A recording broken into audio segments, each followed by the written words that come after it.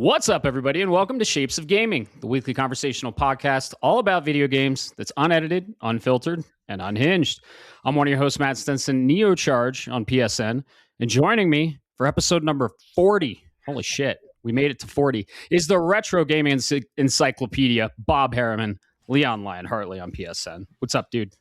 When we get to episode 42, we will finally have the answer. It's the answer to all the universe.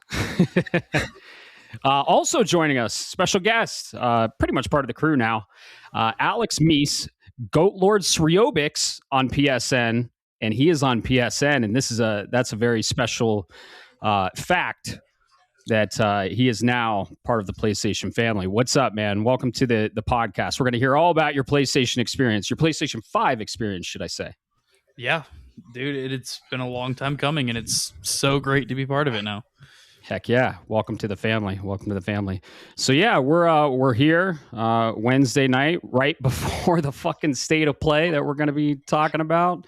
And not really main topic. We're going to go into some news. We have a lot of news. A lot of stuff broke today, actually. But this podcast is mainly to hear about Alex's experience with the PlayStation 5 he just got. So can't wait to hear all about that. He's been playing a lot of games and some really good games. And one game in particular he won't be able to talk too in depth about, but he has been talking to us that both of us have played it, and that's Death Stranding 2. So yeah, I can't wait to hear your thoughts, but that's mainly what this podcast is going to be all about.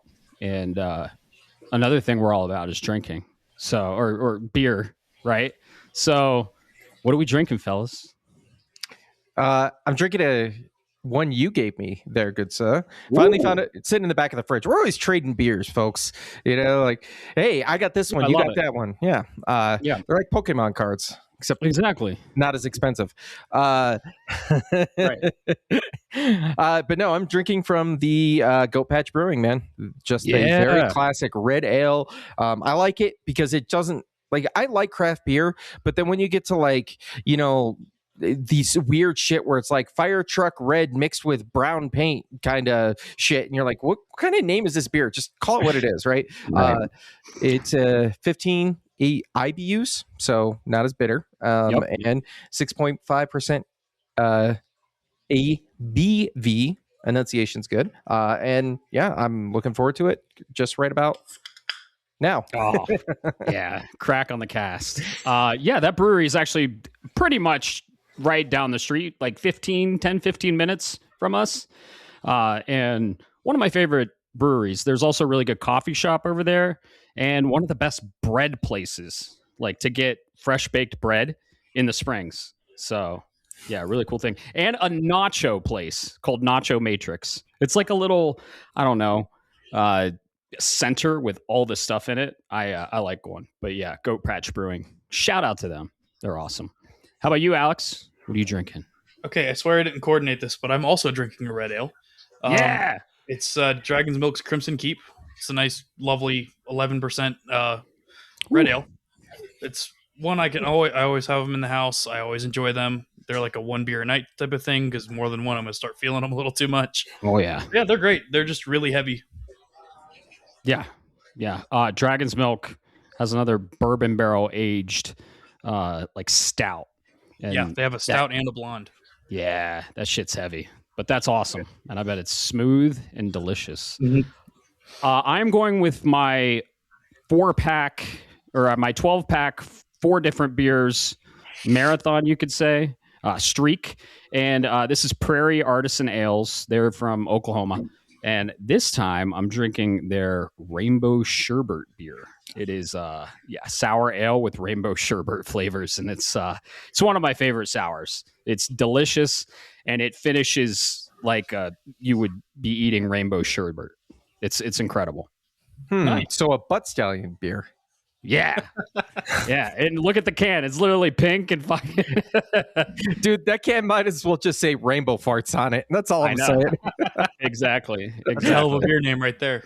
Mm-hmm. But yeah, it's delicious, and it is the second of the mixed 12-pack I got. So the other two there's one that's kind of I mean, I don't know. It's not crazy, but there's one in there that's pretty crazy. I don't think it gets any crazier than the one I had last time, which was like I don't know, grape, ginger, and lime, but it was still delicious. So, yeah. Shout out to beer. We love beer. It's awesome.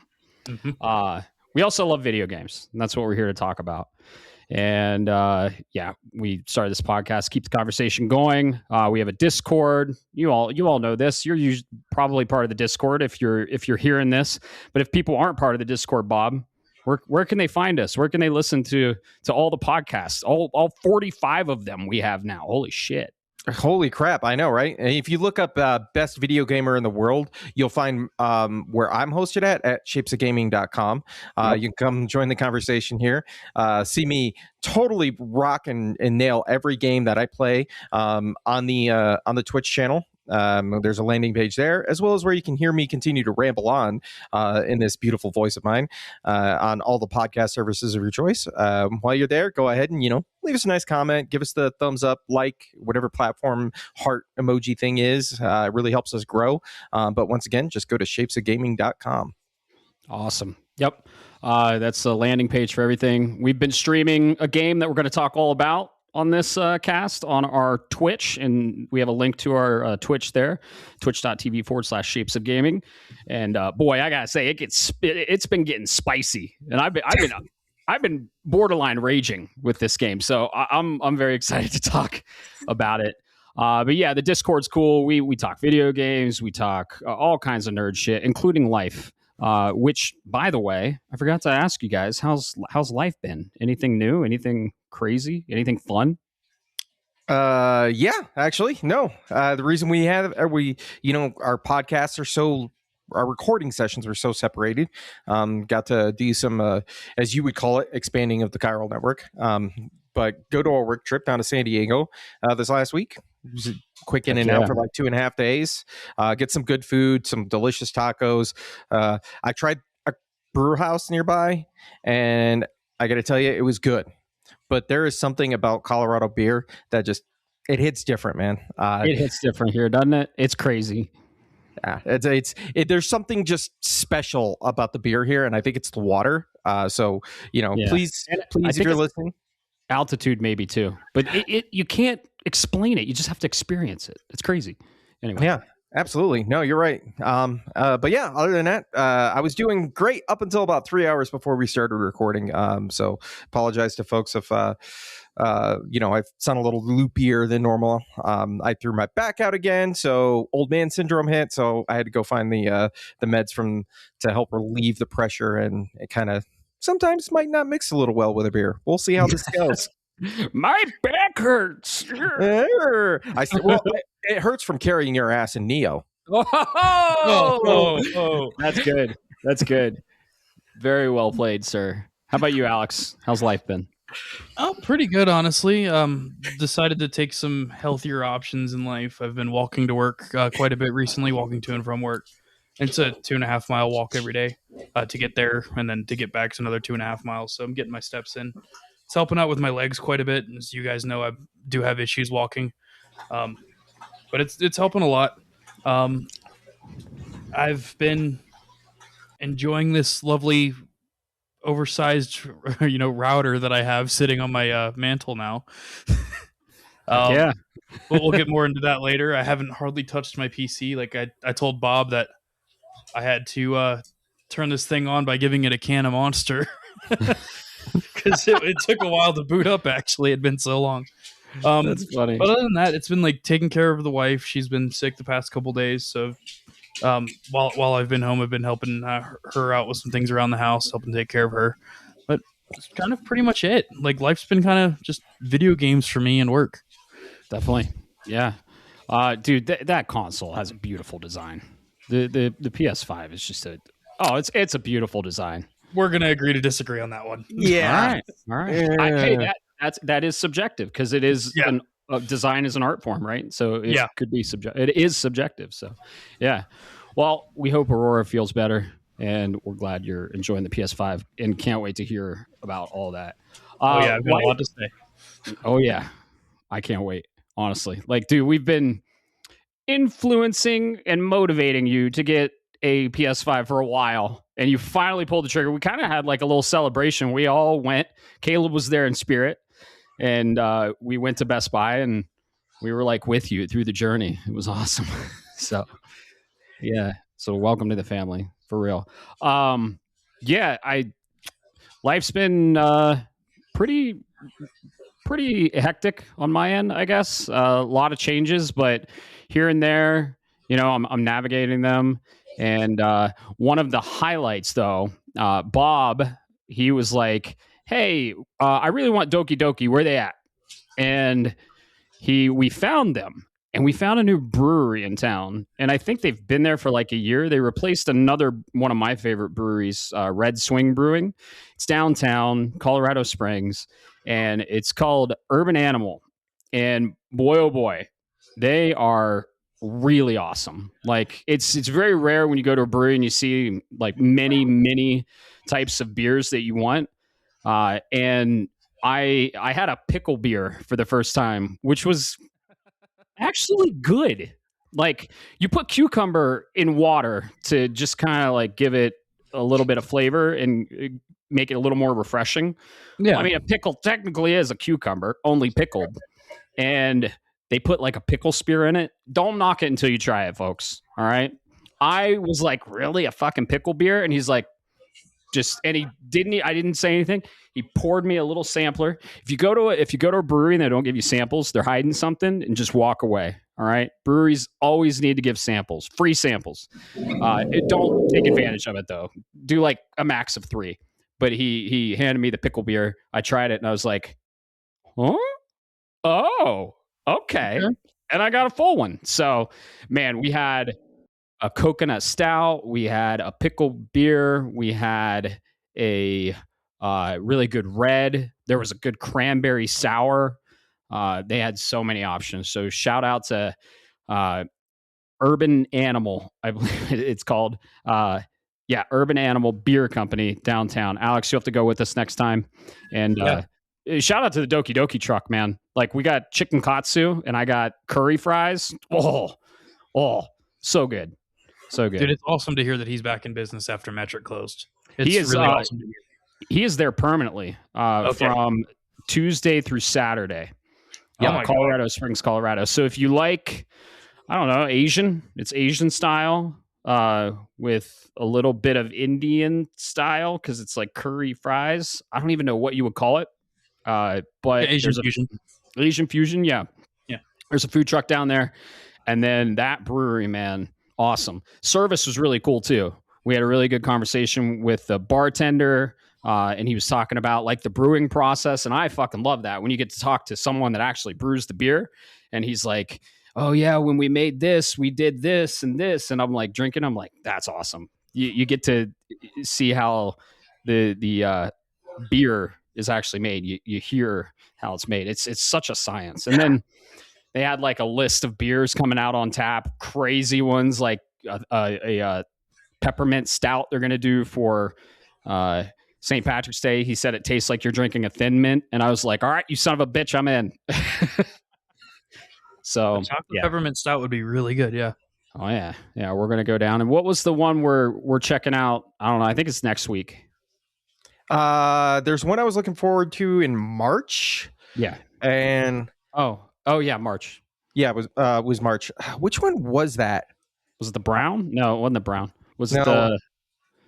I don't know. We'll have to look it up. We'll I'll have to look it up. I'll have to look up again. And I will say it's good. It's good that Doki Doki's back, man. I am so it was a food truck here, and now he's permanently there, pretty much. And I gotta say, shout out to the guy that runs that because I was so happy. I'm like, dude, I'm so glad you're around. I like to make katsu. I like to make curry. I'm a foodie, right? And I can never get it as good as yours. And he said, oh, dude, I'm always happy to talk shop. So now I'm like, oh, we're gonna have a conversation next time we go because I need to know the secret sauce that he's putting to make that secret sauce. Hell yeah. And the meat is so tender. And Doki Doki actually used to be at Metric where this podcast was born. We can say that. And then Metric is no longer. But they moved to a new brewery downtown, Urban Animal. So we'll all go there And yeah, Alex, you'll love it. It's awesome. Okay, sounds good to me. You know, I get heartbroken every time I drive by Metric. Man, it's like I have to drive by there to go to Cheers, my liquor store, and it hurts. Yeah, I mean, we were there like every week. Yeah, literally every week. Yeah. So, but yeah, we're trying to find a replacement. Urban Animal is in the running. Let's just say that they are awesome. Location isn't great, but you know, I'll drive a little bit longer for some good beer, especially some good food too. Yeah, absolutely. So, yeah, I had to give a shout out to that. That's it's Doki Doki. If you're in Colorado Springs, Doki Doki with a D as in Delta, and then that's Urban Animal Brewing downtown. We're not sponsored or anything. We love this shit, and we're trying to spread the word because we think they have pretty damn good beer and damn good food. That's about it. We're not this isn't an advertisement or anything. So yeah, now if Doki Doki does want to sponsor, I don't think I'd complain about price. Right? Yeah, we'll bring some cards next time and be like, hey, you want us to give you a shout out?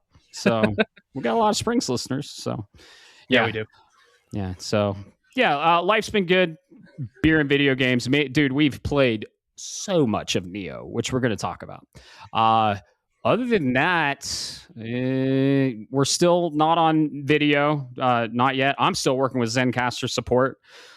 They are wanting me to do some stuff that's going to break some things on the back end, and I'm like, no, I don't want to do that just yet. Next time, if we decide to go video again, then I'll break it and then fix it. But if I break it and then you can't fix it, we're dead in the water. We don't want to do that. Our audio podcast is popular. A lot of people listen to the episodes, and we've had a lot of requests to have video, and so you can watch us. And we tried. We're working with Zencastr, so that is in progress. Yeah. What do you say we get into this mountain of fucking news we have? It is a very big mountain of news this evening. Isn't it? It is. It is. Right. What, 8 items? 1, 2, 3, 4, 5, 6, 7. Yeah, 7 of them I'm at right here. And some of it pretty quick. Some of it will go in depth. So I like to start with the easy stuff that we can knock out right now. Like this one. This is a PSA for the community, but it's also something we will be talking about. We can make a couple of decisions here. Gentlemen, just as the rumors confirmed, or we're anticipating, we're getting a state of play February 12th. So the day this episode 40 goes live.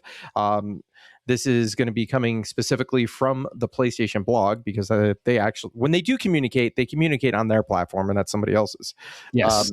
And they say, tune in this Thursday for 60 plus minutes of news, gameplay updates, and announcements from game studios across the globe. February's State of Play will spotlight eye-catching third-party and indie games headed to PS5, along with the latest from teams at PlayStation Studios. Gentlemen, a 60 plus minute state of play. 60 plus. That makes this, if I'm not mistaken, this could potentially be the longest state of play Sony has done. So borderlining showcase. Mm-hmm. Yep. And we don't really we can speculate, but we're not going to speculate on the rumors that have been announced. We can, talk about what we want to see and what we think will be there. There's been a lot of leaks in quotes, but I'm excited for this one. So I will say, what for sure? Oh, he left. There's an empty chair. He's done with the podcast, folks. Thanks so much for listening. No. Anyways, I thought you were going to get something for the bit. Oh no, my sorry, I had a weird glitch in the internet, and I was like, oh fuck, did the ferrets disconnect the new Wi-Fi router? So I went to go check it, and then I came back, and everybody was talking. I'm like, okay, apparently you saw all of that, but I had no fucking clue you could see that. So, but I will say, relative to the state of play. We did very recently, as of like 2 hours ago, so I didn't even get a chance to update the notes for the show. We do have confirmation of one game that will be there tomorrow. Confirmation from PlayStation themselves? Oh, what? Marathon. Gotcha. Okay, that makes sense. Yeah, you got to put that in the spotlight. I'd love to see stuff on Wolverine. I'd love to see Devil May Cry 6. I'd love to see Assassin's Creed 4 Black Flag resynced or whatever. Resident Evil 5 remake. Maybe show a little bit of Saros just to get us hyped. They'll show like a little clip of Saros and be like, and tune in for a dedicated state of play. Blah blah blah blah blah. So yeah, I think it's going to be a big one. We could even see, this is a little bit reaching, but the developer did say they came up with a name and they are wrapping up development. We could see some Part 3 footage, maybe a teaser trailer of Final Fantasy VII Part 3.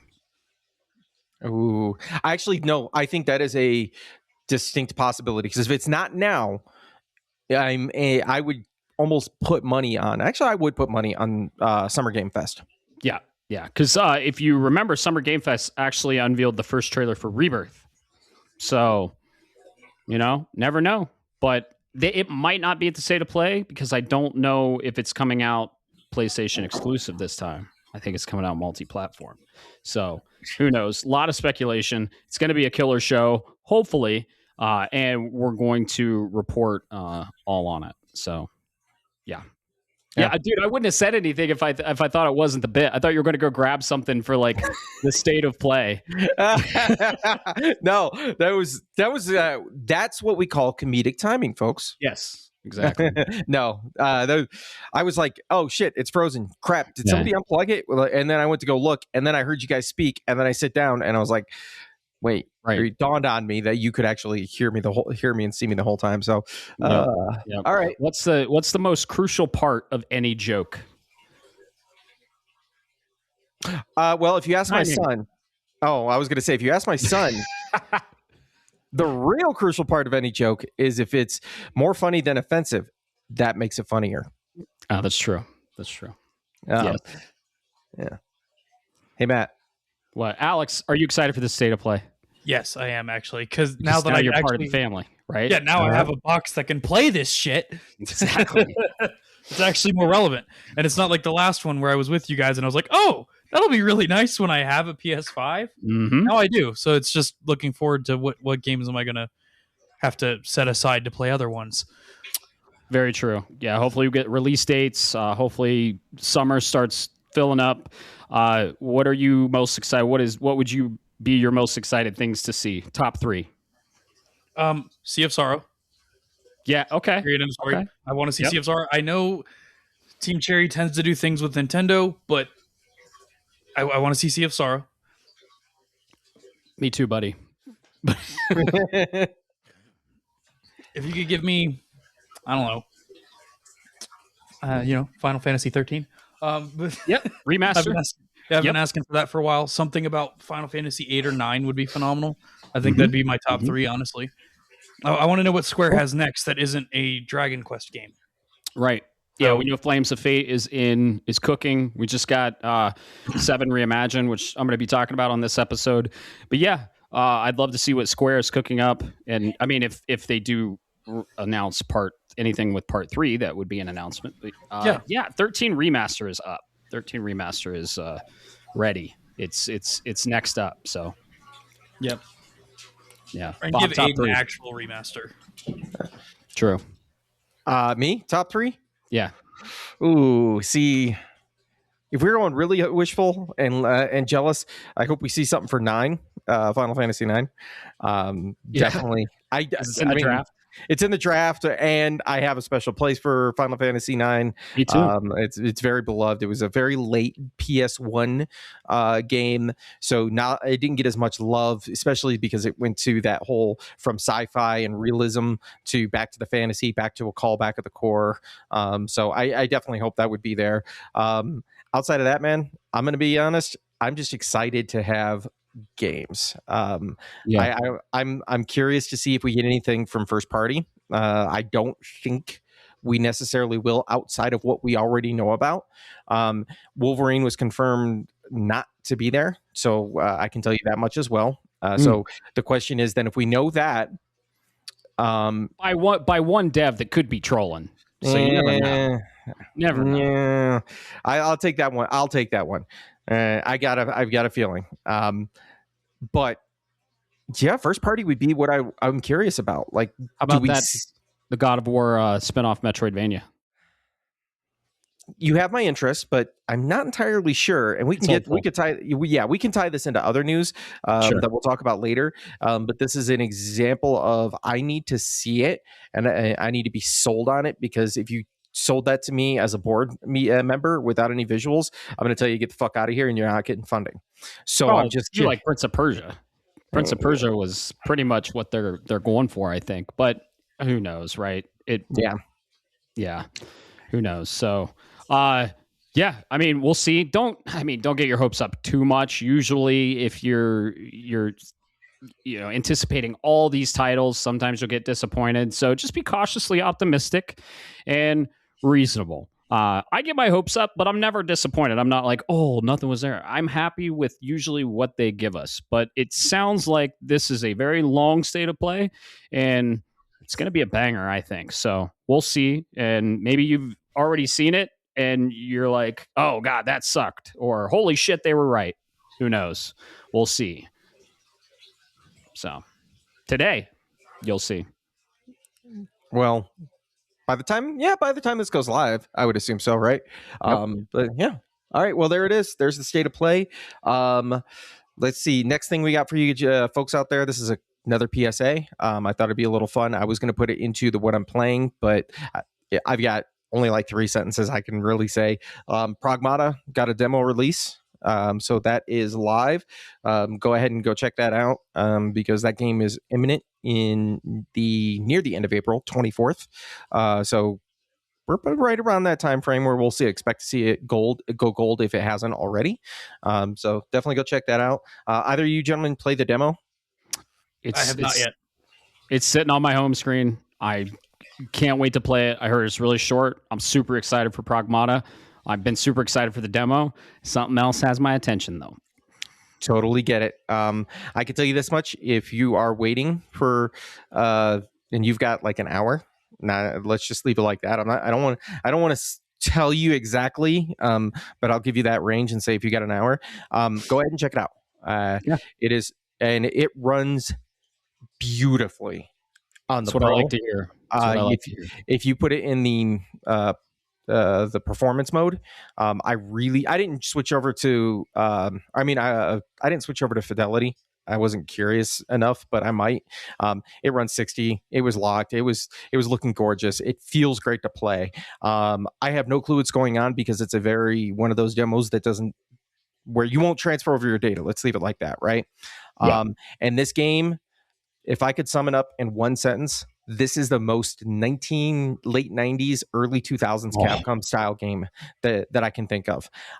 Between just little character tweaks and the way it's presented and some of the music and the way it feels to play, you kind of get little bits of those DNA, the Resident Evils, if you will, the Mega Mans that came out around that. It's got a certain just Capcom je ne sais quoi, if you will. Oh, you're saying all the right things, man. I can't wait. So yeah, I'll play it. I heard it's super short.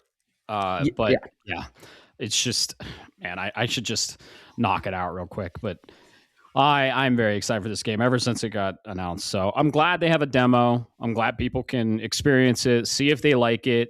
Nioh and Dragon Quest VII had a huge, long ass demo. I love this practice with games that bring out a demo, try before you buy. Because I mean, sometimes these games, the cost gate is like $70. So I love these demos. Keep them coming. Yeah, absolutely. Please do it.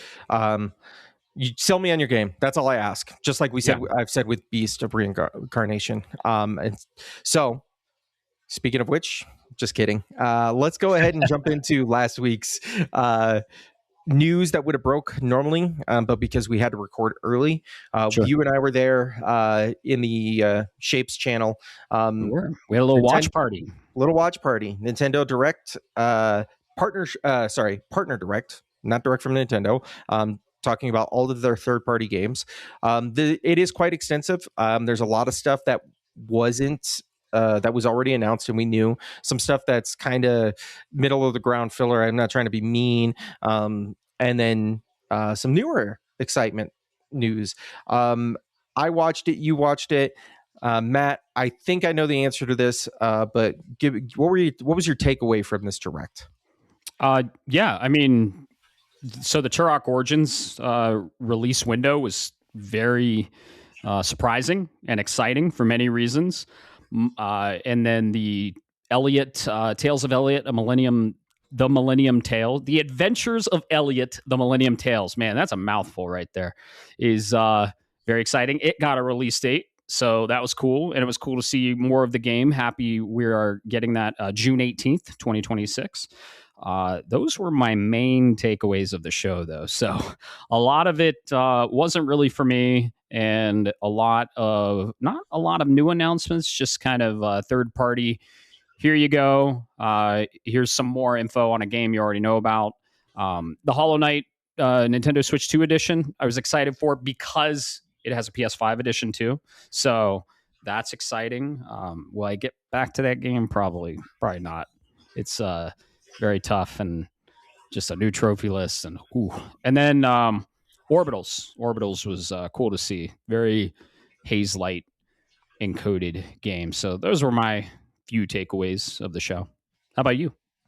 I'm pretty much like on board. Orbitals was a pleasant surprise. We knew about this game, right? Yes. We saw it, last year, but to get that window of summer of this year, a little bit of a sad one because I was waiting to see if we'd get anything, so I didn't actually pick it up. And then when it finally hit, I went, shit. I bet you I'm not the only one that got excited. And Bo Rito Supreme himself outbid me on this one because you're right. It looks very haze light coated, and yeah, I like it. Like the art style. I'm really down for it. Yeah. And then naturally, go ahead.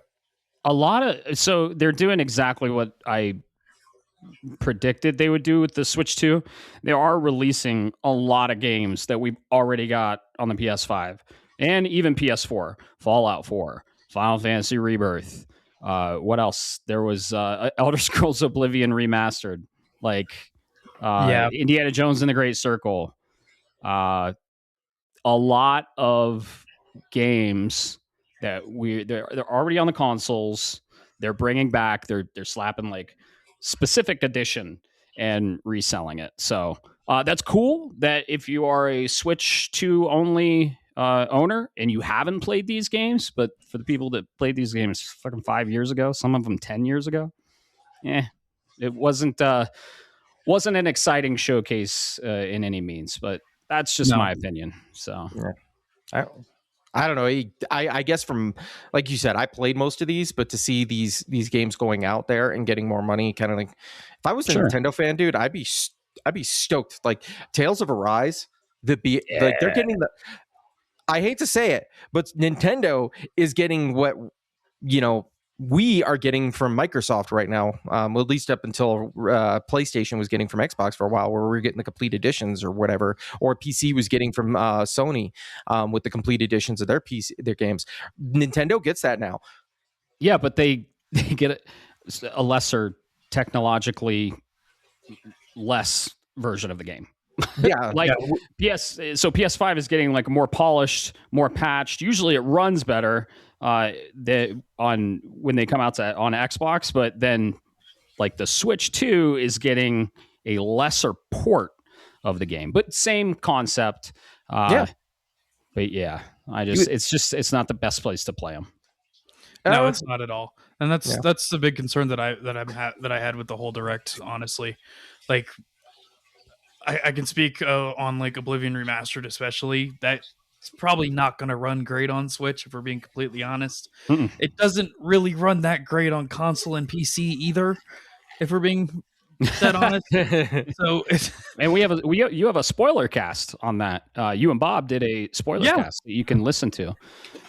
So. Yeah, it was a great game, but it was not without issues by any means. And I'm a little maybe Bethesda polished it up. I doubt it. It's Bethesda, or not. It's not. Sorry, Bethesda wasn't that team. That was what, Virtuous? Yes. That Bob? Yeah. Good memory. Yeah. Maybe they polished it up for Switch 2 launch. I don't know. I don't exactly want to find out how a Switch handled UE5. I really don't want to know.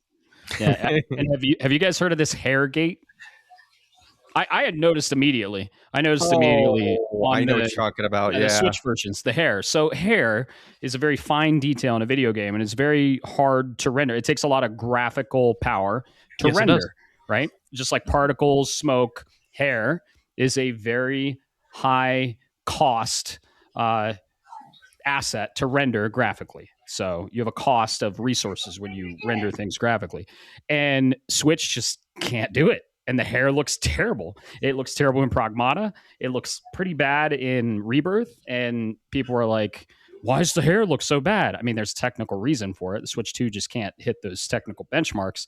But it's like they're calling it Hairgate. They're like, why does the hair look so bad in all these third-party titles? Well, let me tell you, like, it's just the Switch. It's underpowered. It's basically all it is. Yeah. Yep. Yeah. It really is. You're absolutely right. That's 100%. But it makes me think, if I may, it makes me think this makes me really long for the retro time.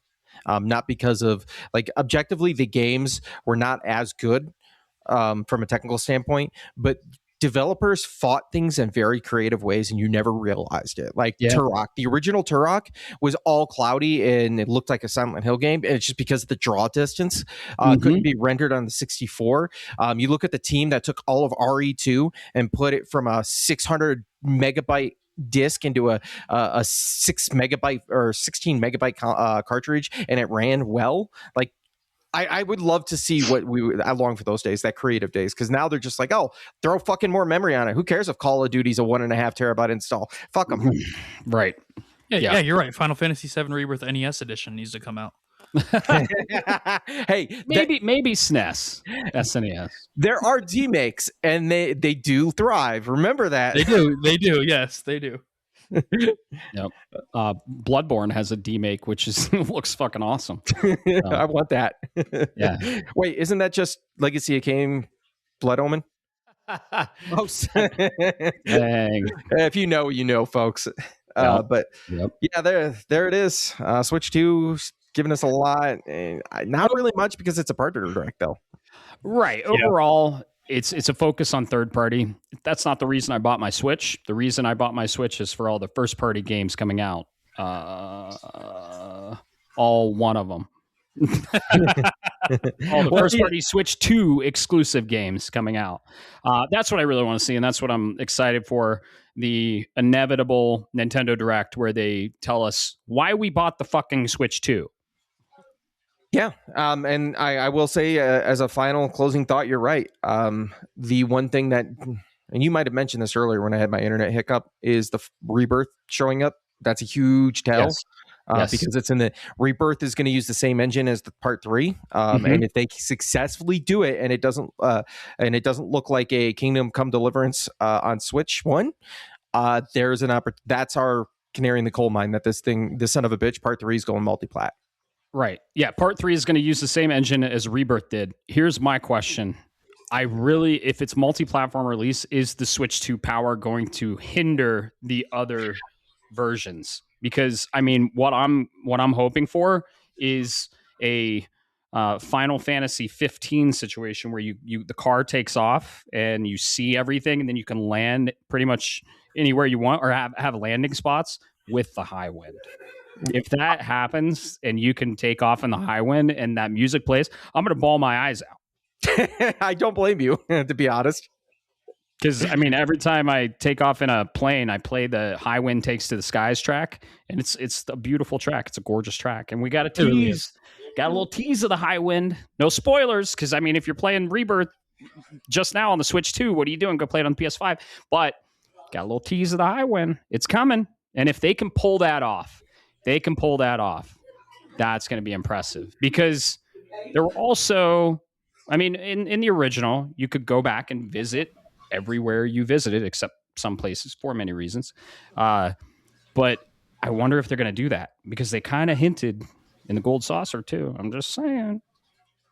That would actually be really dope. But I see what you're saying. That is a very valid concern. So I don't know how they're going to pull it off, though. I really don't.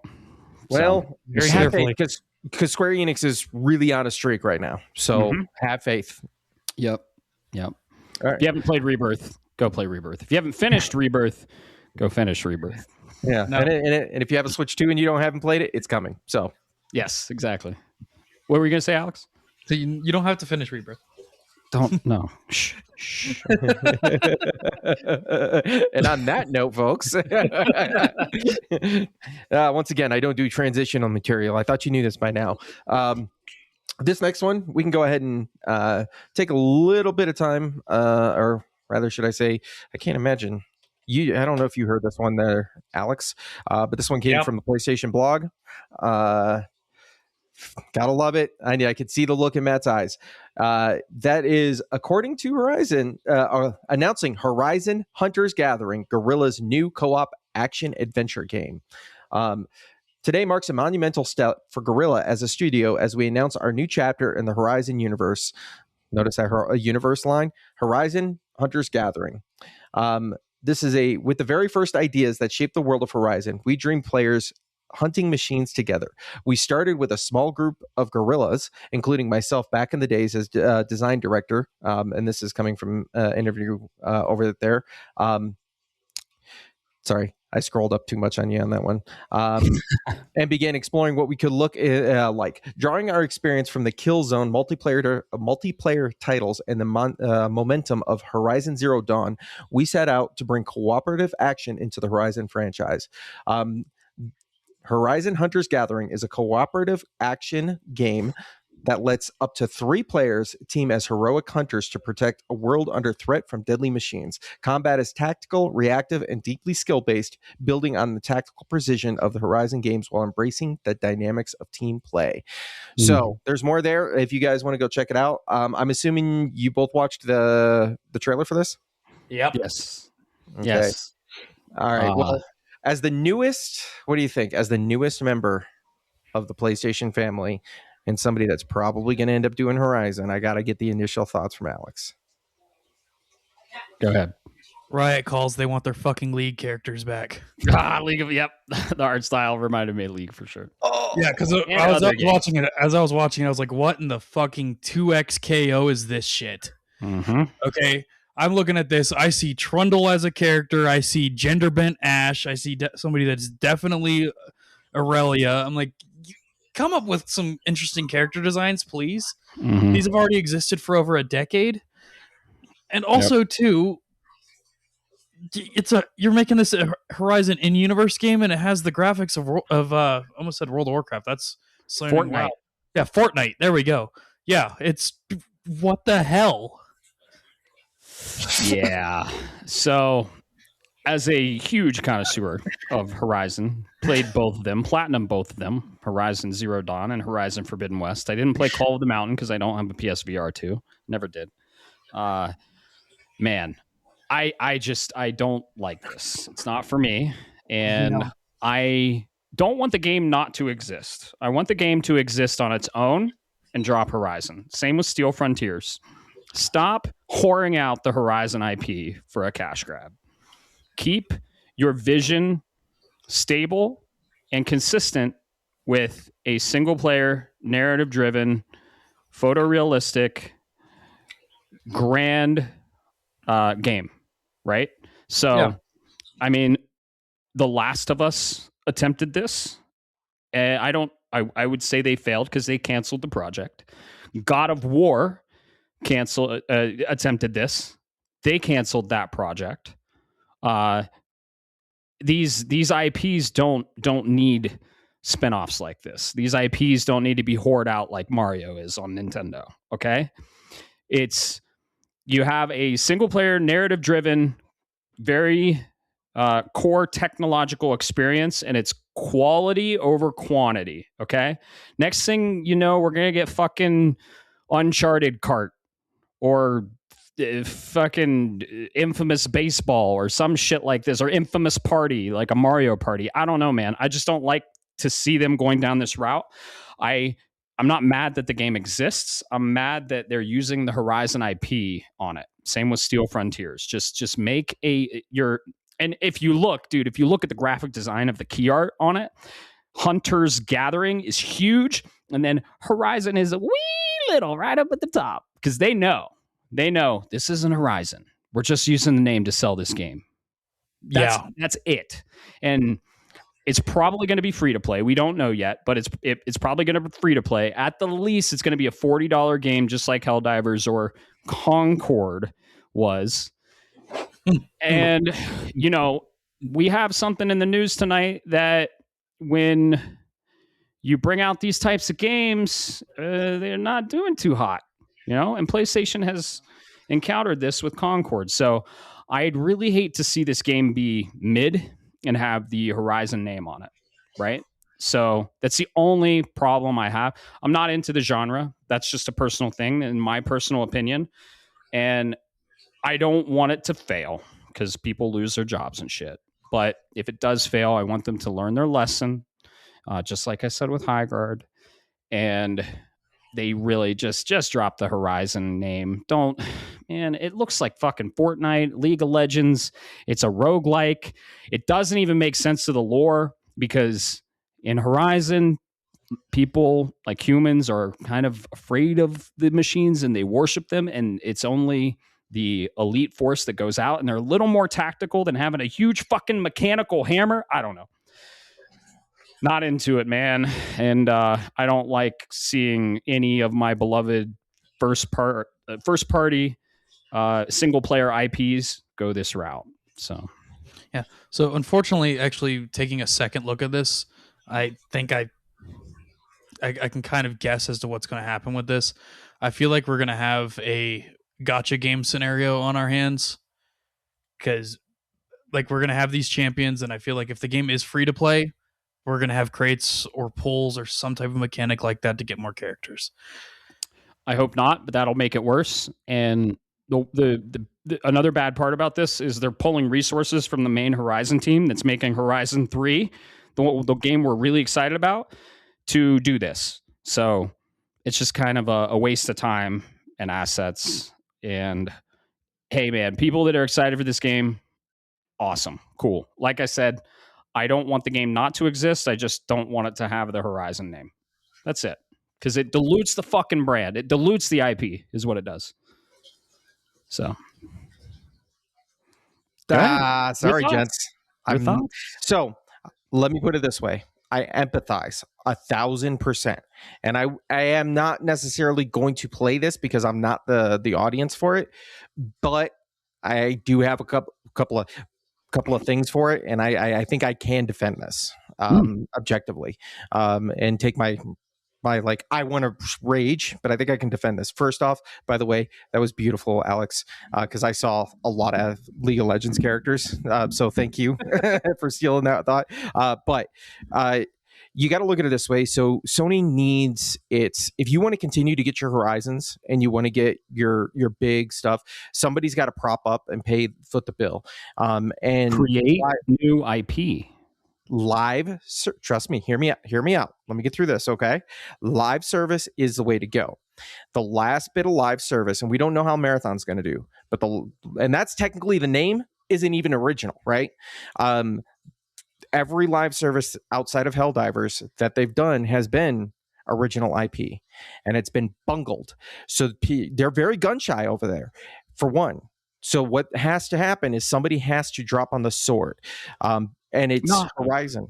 It is Horizon because they've already done the Lego, which means they're willing to go for that target audience of the younger kids to get interested in the franchise. Because when you look at God of War, that's very violent, very ESRB rating. And if you take Horizon, it's not you're not literally having Kratos' ass or you know, certain things that happen in The Last of Us. It's a zombie game, folks. My point is Horizon fits that. From a traditional standpoint, you need somebody to fall on it because they need to get the player base involved. That proves my point beautifully then, because so why did those games fail? It wasn't because they didn't have a big IP name attached to them. It was because they weren't good and they didn't have a good art style and they didn't have good gameplay. So if you're going to make the same mid game and tack on Horizon to sell it, it's a fucking cash grab and a sellout. Counterpoint. Go ahead. All right. Who at Firewalk, what were they known for? The team members themselves.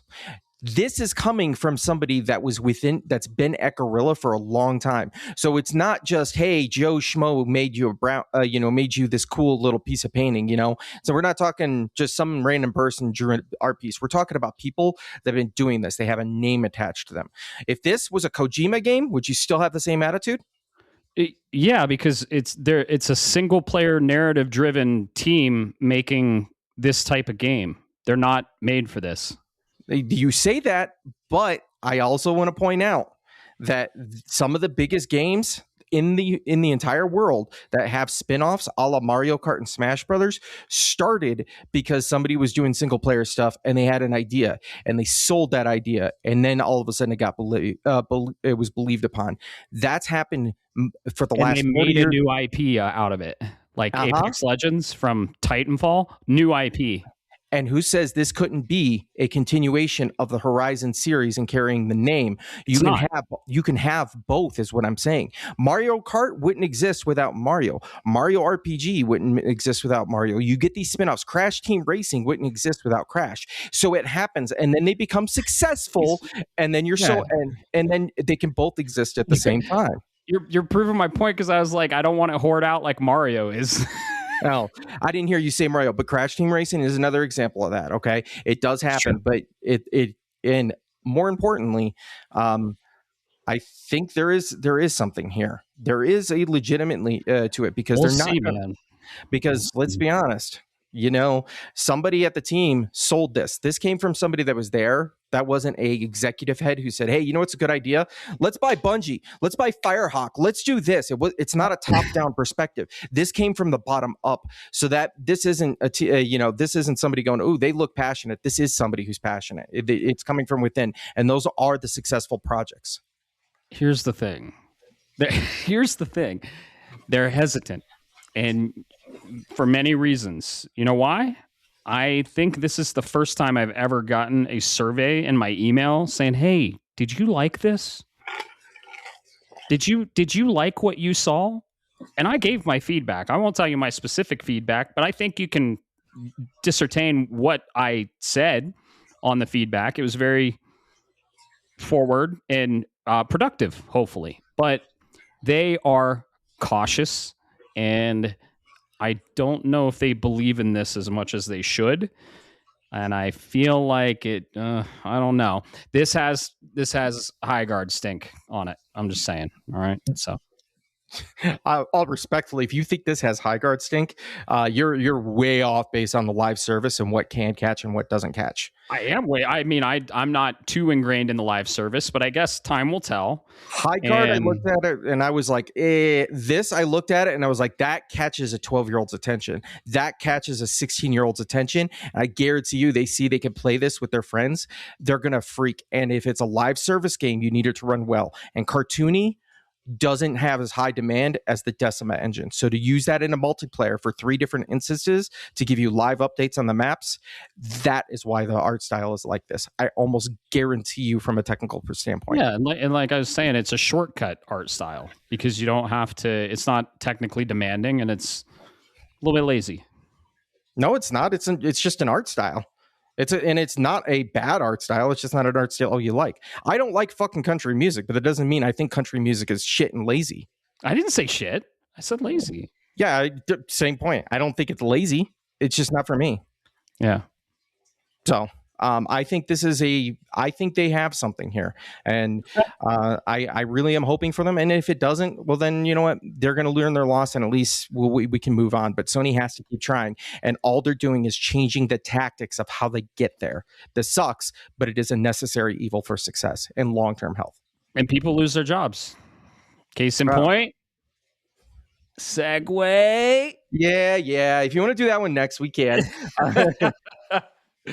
This is a conversational podcast, folks. That was good. Debating on here. Yeah, I like it. It's good. All right. So this actually broke like 2 hours before we fucking started to record or something like that. I had to verify this because I first saw it on social media. And I was like, what? No. Some random person claimed some business, and then, it hit on Game Informer. And that's when I knew it was true.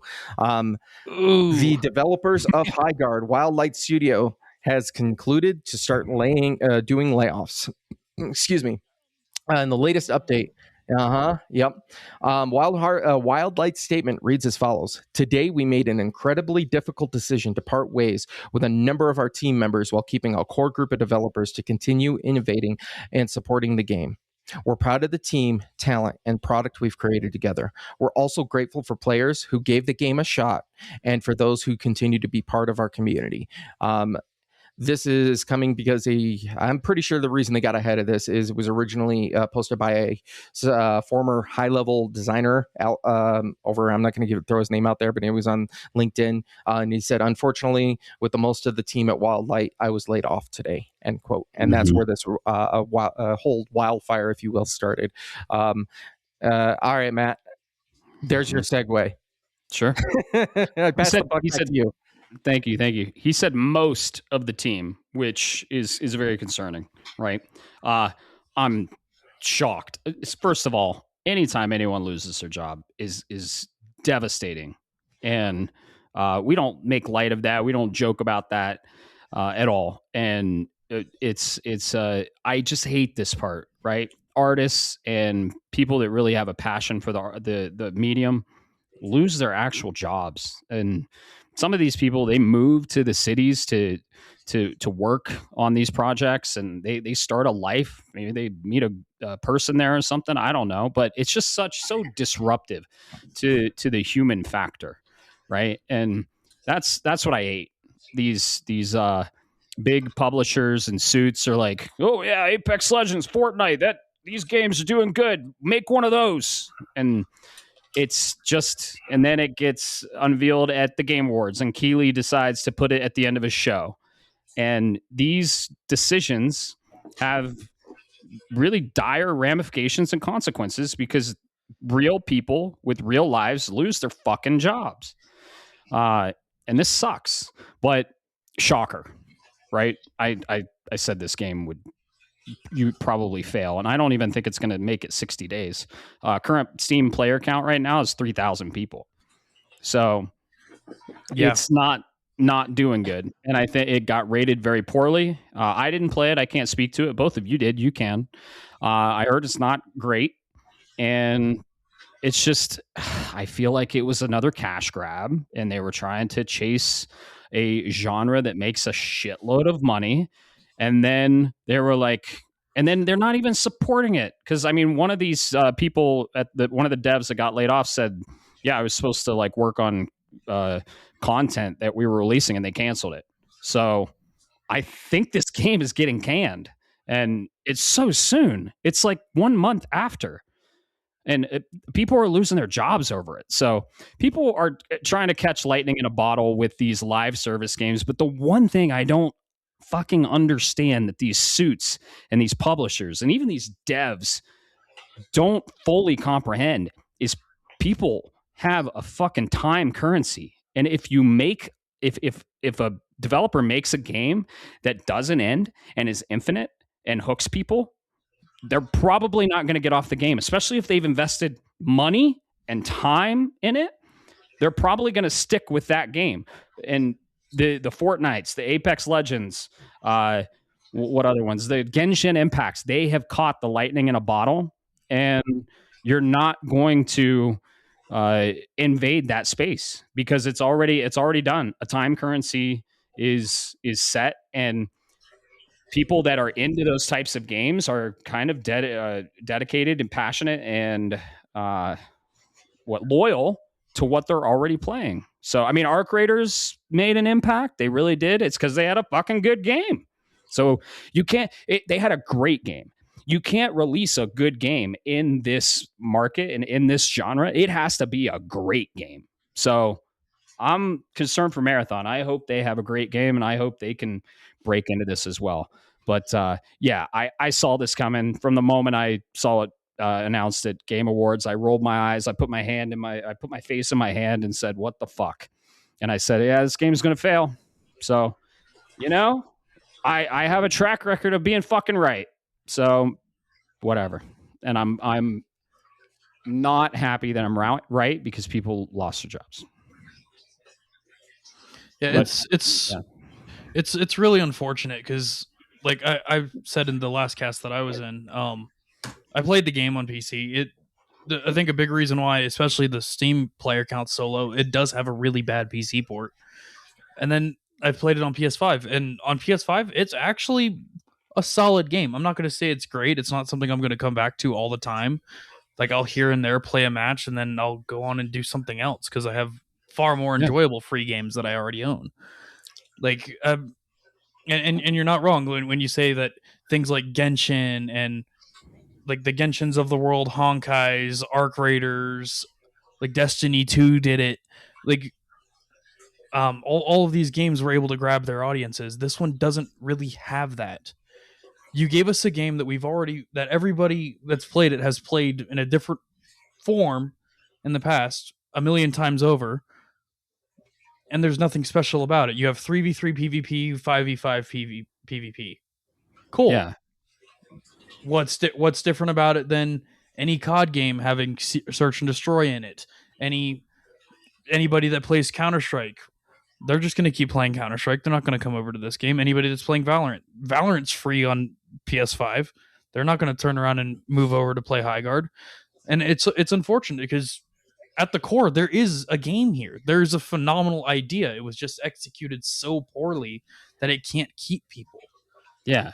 And rehashing the formula of a genre or a video game, it's not the first time that's been done. PlayStation does it all the time. Third-person action adventure. However, they release games that fucking end.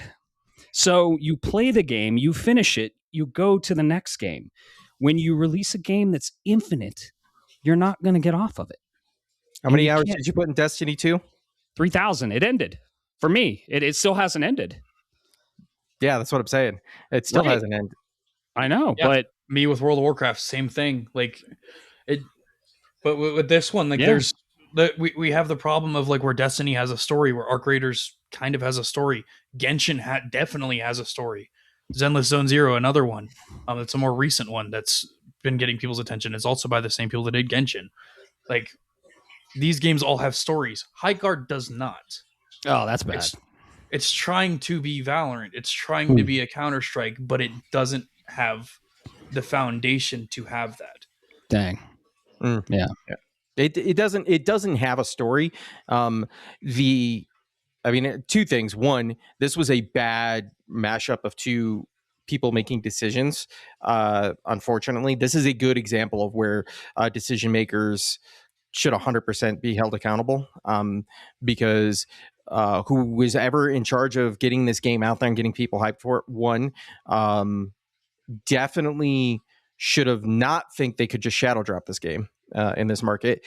And then number two, you got convinced by Keeley to do the Game Awards, and that's really tempting, but you know if you're ready for the big stage. And somebody should have been having red flags and saying, I don't think this game's ready, because that brings me to my second point about High Guard is, Alex is right. There fundamentally is something here. It's not the same genre rehashed. It is something new and unique. There was a great baseline, but this goes back to what I'm saying about leadership decisions, and they need to be held accountable, not unfortunately team members lose, but this is a leader problem. Is there's not a game, there's not, like, you didn't do beta testing. You didn't, as far as we know, nobody has gotten to actually do a beta test. It's a free to play. Like, get it exposure, get opinions and thoughts, because I think if you added some elements, kind of like what they do with Smite, where you've got the map is lively and there's a push and pull, that game has some mobile elements with a little bit of the Fortnite and stuff. You could rework the game and retool it a little bit and make it and you could hit that flash pan, because the live service model is not a forever. People think that, they think to Warcraft, but ultimately it's just a longer hill. A single player game is up. You get all of your sales in the first 3 months, and then it topples down and you're into the next game. Live service, once it gets going, and then it has a high, and it's going to stay that way for a while, and then it'll come down, because League, quite frankly, is dying out. I played 200 hours last year, all calendar year long, right? Between 200 and 300. It is slowly starting to die out, because people are going, and they naturally ramp off. And guess what? They'll find something else. They'll find the Fortnite. They'll find the whatever else. And that's what the audience members you need to get on a live service game, especially if you're doing a new type of genre and they fail to do that at a leadership level. Yep. Well said. And the other thing that doesn't help this game either, I don't know if you guys have played it at all. I do play Valorant because it's a nice like break from Counter-Strike because it's Counter-Strike but not quite as serious. All of the characters in Highguard feel like Valorant characters, and that's a big issue because it works in a game like Valorant because you're doing it's much like Highguard. It's 5v5, plant the bomb, that type of thing. But Highguard has no balance between these characters. There's an there's an overarching meta. There's an overarching meta. Nobody can play the same two characters whatsoever, which is normal in games like this. There's no balance between the weapons, and the games take way too long. Yeah, like you promised us a fast-paced game. Why are they taking 45 minutes? Oh yeah, huh? Like it's. I don't know if you had that experience too, Bob, but I did. Nope. Like they're taking like 45 minutes plus, and it's kind of ridiculous. Where every game is going into overtime. Right. Really? I didn't have that problem. Yeah. That's it might just be I'm playing with terrible people. I don't know. But I guess I think I probably play more FPSs than you guys do, so I'm a little sweaty when it comes to these kinds of games. But like these games take forever. They drag on and they drag on and they drag on and they drag on, and the game isn't rewarding enough for it. That's fair. And I will say, you mentioned something there, Alex. This is where I thought there was something, at least from the teams, the individual team members, and this is what really chafes my ass about this game. Is you said no, they weren't willing to support it. Team members had ideas because remember it was 3v3 for about 48 hours, and then the community said, "Yo, why is it only 3v3?" And they put 5v5 in within it was just a couple of days, which means guess what? If you had done proper testing and feels of this game, the community would have guided you and they would be a success right now. That's what really chafes my ass about this whole thing. And and the even further problem too is with the 5v5 mode in this game. Unfortunately, that's where the games are going into overtime and they're getting really lengthy. Like you didn't balance the game for these 5 people. It was clearly designed for 3 players versus 3 players. All day, every day. But 5 people, there's way too many different factors that have to come in when you have a full party like that. They should add a beta. Hunter's Gathering has a beta, right? You can sign up for it, I guess. That's true. Did you see when that's coming? I didn't get it. If they announced it. No, I'm not into any of these type of games. To be clear, I might be a little biased. I'm not into these type of games, and I feel like the free to play stuff is just a little predatory and not good for the industry. It's a little deceiving. But ultimately, if it's fun, whatever, you have fun, enjoy what you enjoy. I'm just speaking from experience and opinion on my side, so that's where my rants are fueled from. Yeah, I just hope. Just remember, they pay for those beautiful Last of Us games because that's the money. But for the record, I did look it up for you there. For those that are actually interested in that Horizon Hunter's Gathering, it's through the PlayStation Beta program.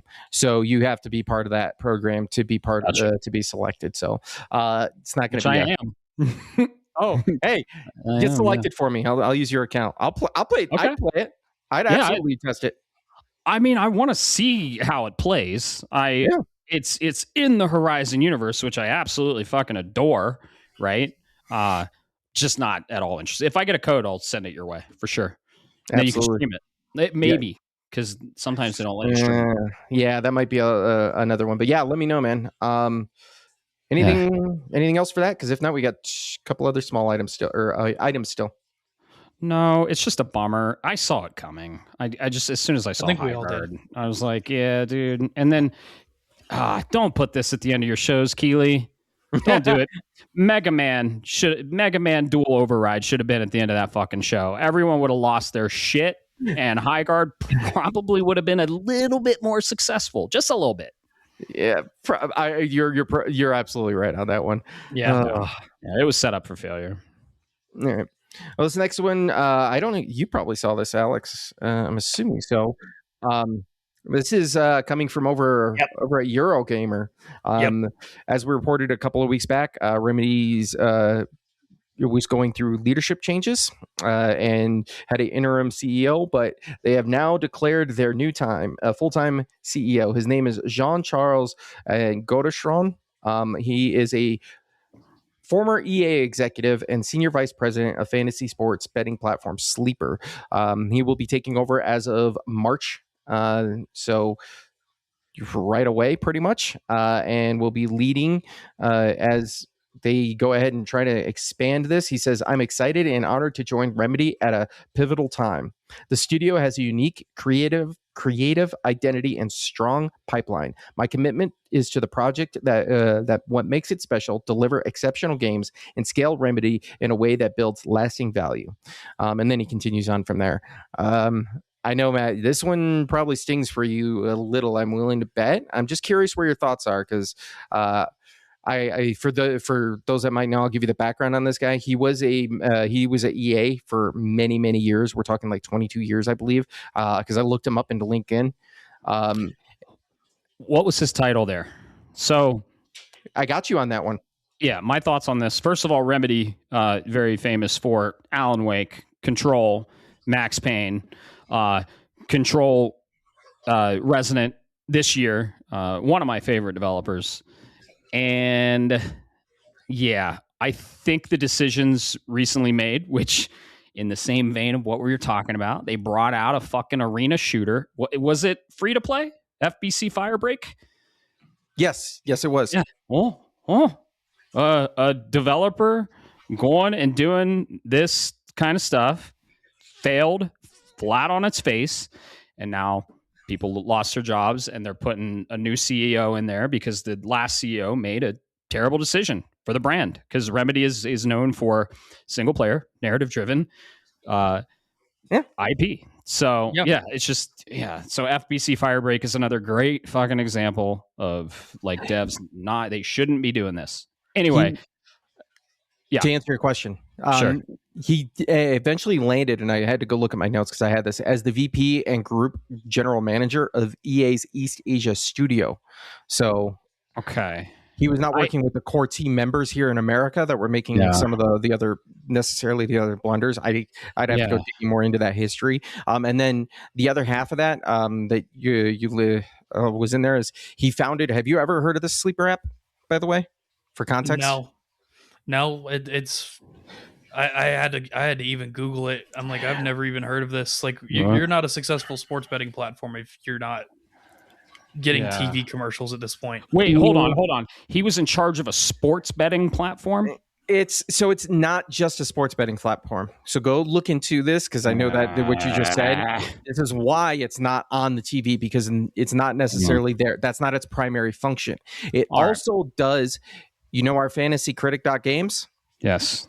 It does that, but it not only does it for traditional sports, it also does it for the esports.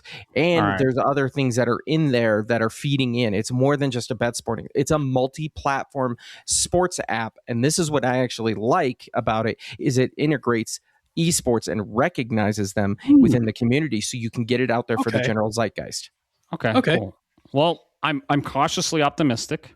I'm sure Sam Lake will keep the reins on the studio, and he'll drive the creative process and their vision of storytelling first, right?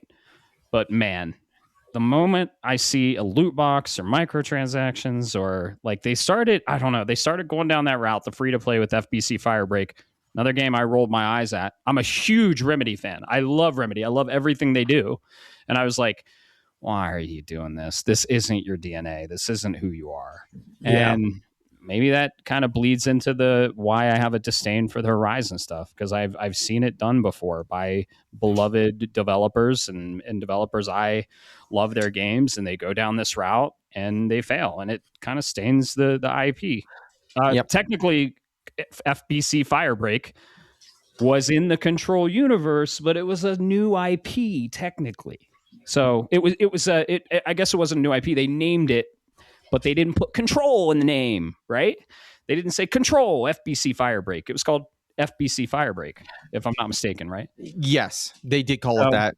Yeah. So why didn't they just say Hunter's Gathering?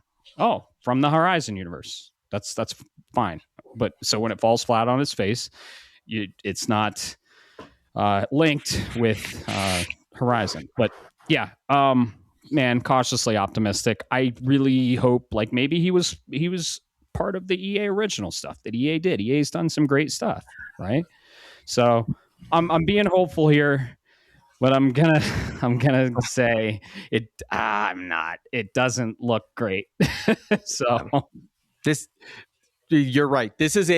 I'm with you. This is either it's going to be somebody's going to look like a fucking genius, or it's going to blow up horribly. And if it does, I'm going to feel really bad because Remedy is really good at what they do. Yeah, they're one of the greats. Because Remedy has to do something. FBC Firebreak was an attempt at something. They kind of didn't understand the idea of how to do this, because Alan Wake 2 is fucking game of the year when it came out, quite frankly. And then you look at Control Resonance coming out, and I'm excited for that. And it's amazing. But Alan Wake 2 took 2.5-3 years to even start making profit. When you're running a business with team members and stuff, and you gotta generate money. And if you're going to do that, go ahead. It was the opposite. They tried to generate money and they lost their ass. So I don't want to see Guerrilla do the same thing, because that's usually what happens. The track record for these games it's usually a loss. But you have to make the climb in this world. It's either eat or be, and you have to take the risk. And I'm hoping they made the right bet here with this individual who kind of understands and has a vision, because keep in mind, Sleeper app itself, and I know sounds like I'm cornerstoning this, was him founding this idea, and it's successful. And guess what? It's not a sellout. Like you said, the TV commercials, Alex. It's not a sports book app. It does a lot more. So he's a visionary. So hopefully he can give kind of like thread the needle. I'm hoping. Because if not, Remedy's done. Yeah. And the cool thing is, I know I hate when people lose their jobs, but the person that did make the decision on FBC Firebreak, they probably said, you're not really driving the company forward of what our vision wants to be. So we're going to bring someone different in that has a different vision. So that's hopeful. Yes, exactly. What about you, Alex? Well, as far as I'm aware, and you guys might have to correct me on this one, I'm pretty sure you said he was from EA East Asia or something like that, right? Yeah, EA East Asia Studios. Pretty sure that was the team behind Apex. You know what? I didn't. Let me go looking into that, because you may actually be right on that one. Well, If it is, though, that actually is a good thing. That is actually a phenomenal thing, because Apex is one of these games with longevity. Okay, so it was Respawn and published by EA. All right. Yeah. So it was published by EA. I'm pretty sure it was East Pacific, but yeah, that's one of those games with longevity. Okay. I would love to see his track record with the company before I can actually give you like a veritable decision on whether I think this was a good idea or not. Right. I think this was unfortunately a move that had to be made after FBC Firebreak was like it was, because if I remember seeing correctly, like Firebreak came out and they had to essentially put out a warning to the investors and say, hey, we're going to lose money, or we are actively losing money, something like that. So something had to be done. And I think this was probably an investor push to get somebody else new in there. And if this guy does have a track record, this could be a phenomenal move. Cool. Because as we all know, EA does have some of the most successful franchises in video game history. They do. I mean, EA has a different ownership now too, or they're going towards a different ownership. They might. They're going towards a different ownership. We already talked about on the other podcast. If you want to know, you can look it up. We're not going to get into that here. But it just dawned on me. What if this was part of that though? Like, what if he was like, dude, I don't like where this is heading for XYZ, and he said, "Fuck it, I'm going to jump ship." And got poached in this process. Connecting the dots. Ooh, Yeah, that could. Yeah. And he said, Yeah. I want to be with a team that has more vision and does storytelling, and I don't want to be part of the. Ooh, yeah, you have a point, Bob. Good one. Yep. Love that. If that's the case, love that.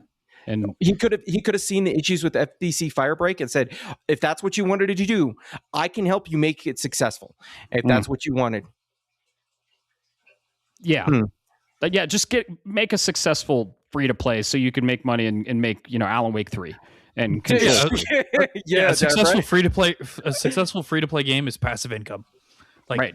They could make the game. Well, here and there, they're going to make money off of it. It's going to sell itself. Right. Yep. Yeah. All right.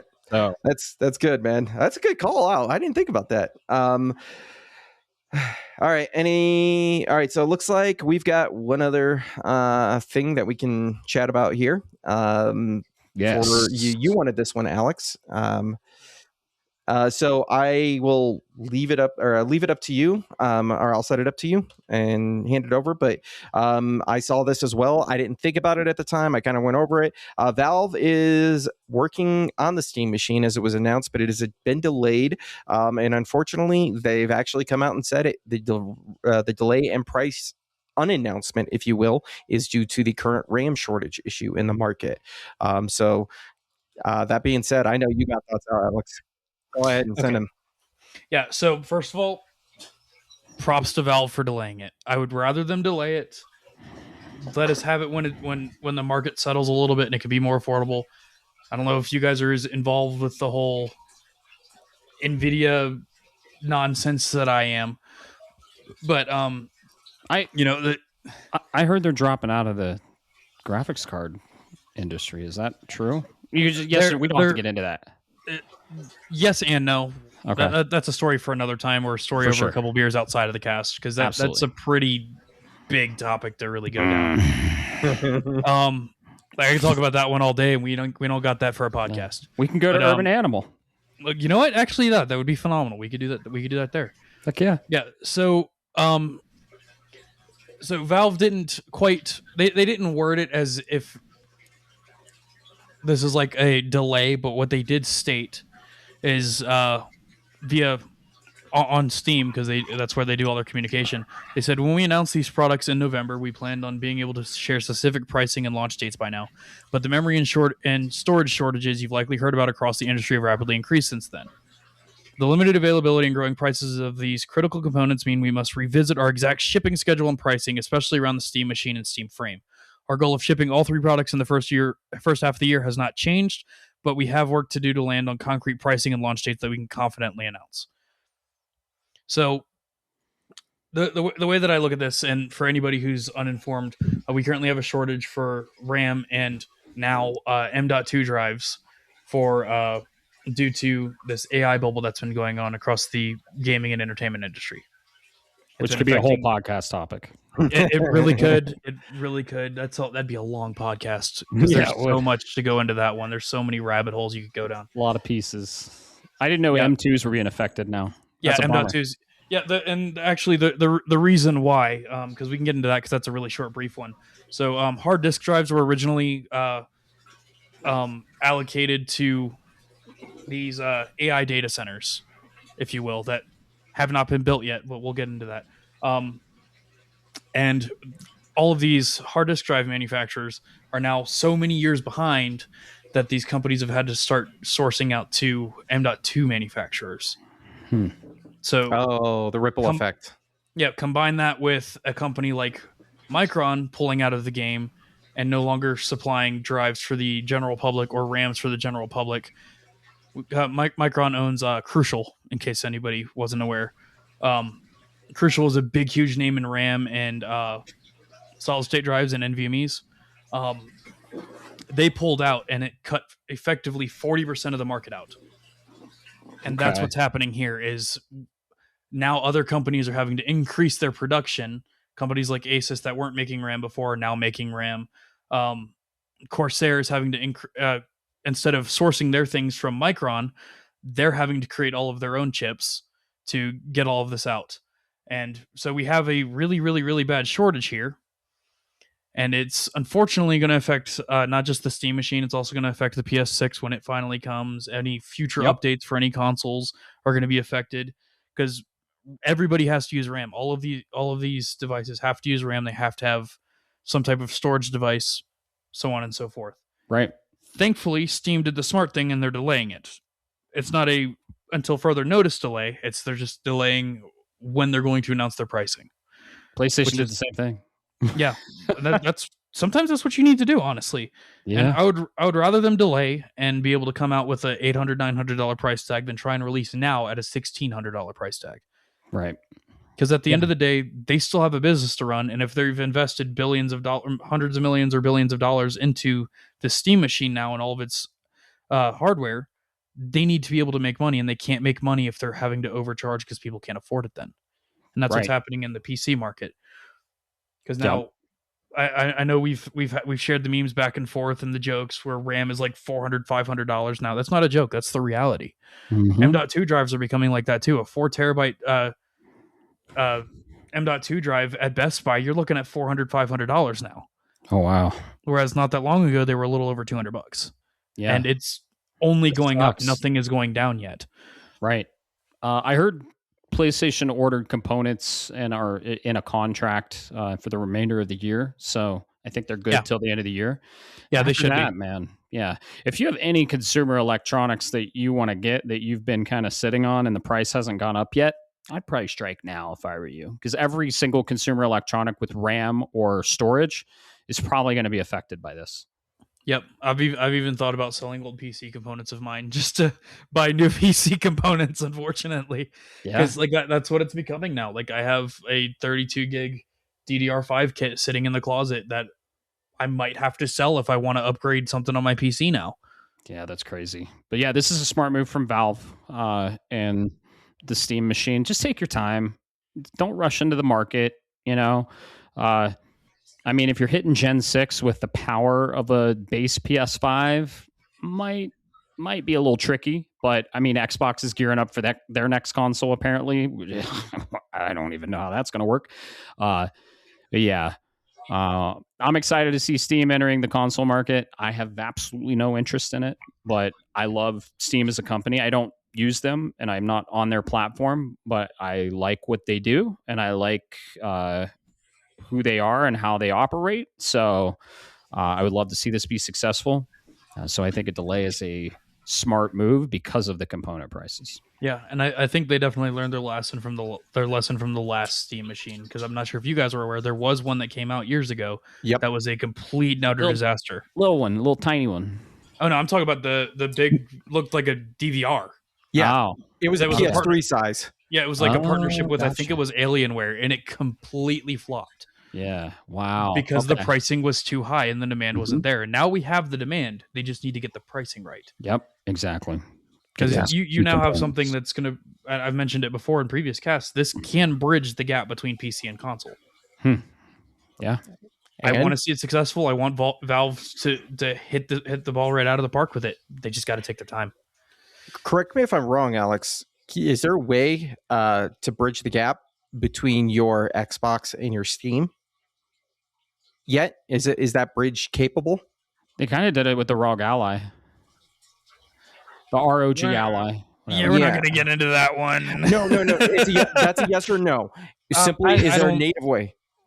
Because I'm not that I'm aware of. I've never been interested. No. Okay, because this would have been, if they could have timed this, unfortunately, thanks to the market, but if they could have timed this, and I think this is what Gabe was seeing, or whoever, is if there was a way to go, oh, hey, Microsoft, we'll let you go ahead and link to us or whatever, right? All of a sudden, you grab all of these Xbox players that are forced to go to PC now, and Valve goes, hey, not only do we have that for you, we also have this. You suck up every last one of them and then bridge the gap between console and the PC players, like Alex said, and it would have been a perfect time. Yeah, there'd be a vacuum there for sure. Yep. If they haven't gone to PlayStation first. Yeah. I'm still interested in getting a Steam machine. I'm more interested in getting a PS5 Pro now, but yeah, I still want to get a Steam machine. I still want to have the portability, because like, I don't know if you guys have ever seen it or been up to my game room when the times you've come over. My PC is not small. in the slightest. I can't really bring this downstairs and have this downstairs. Yeah, I mean, mine's a cube. It's massive. It's quite literally a cube. But that's awesome. Yeah, no, I would love to have like this the Gabe cube that I can have downstairs and play on my PC downstairs if I want to. Sure. Do I see the use case now necessarily for me? No, not really. But if I'm doing things like I go to MagFest or something like that, I don't have to bring my shitty laptop with me. I can bring that and a fucking monitor with me, and I'm good. Yeah, I can see that as a use case. Yeah. Cool. Well, believe that's all we have for the news there, gentlemen. 1, 2, 3, 4, 5, 6, 7. There we go. What do you say we get into what we're playing? Oh, you son of a bitch. No. All right. The audio listeners aren't understanding, but I just said 1, 2, 3, 4, 5, 6, 7. And yeah, you can go from there. I'll let you use your visual learning. He did the thing. He did the thing with his hands and the You know what's not in those? You know what's not those numbers? 3, as in Nioh 3. Yeah, look at that segue. Yeah. Dude. This is what you and I've been playing pretty much all week. So yeah, go ahead. Well, okay, I'll start. I'll talk a little bit about Nioh 3. I won't talk a lot about it. I'll let you take the floor with that because it's your main game. And then I'll talk a little bit about Dragon Quest 7.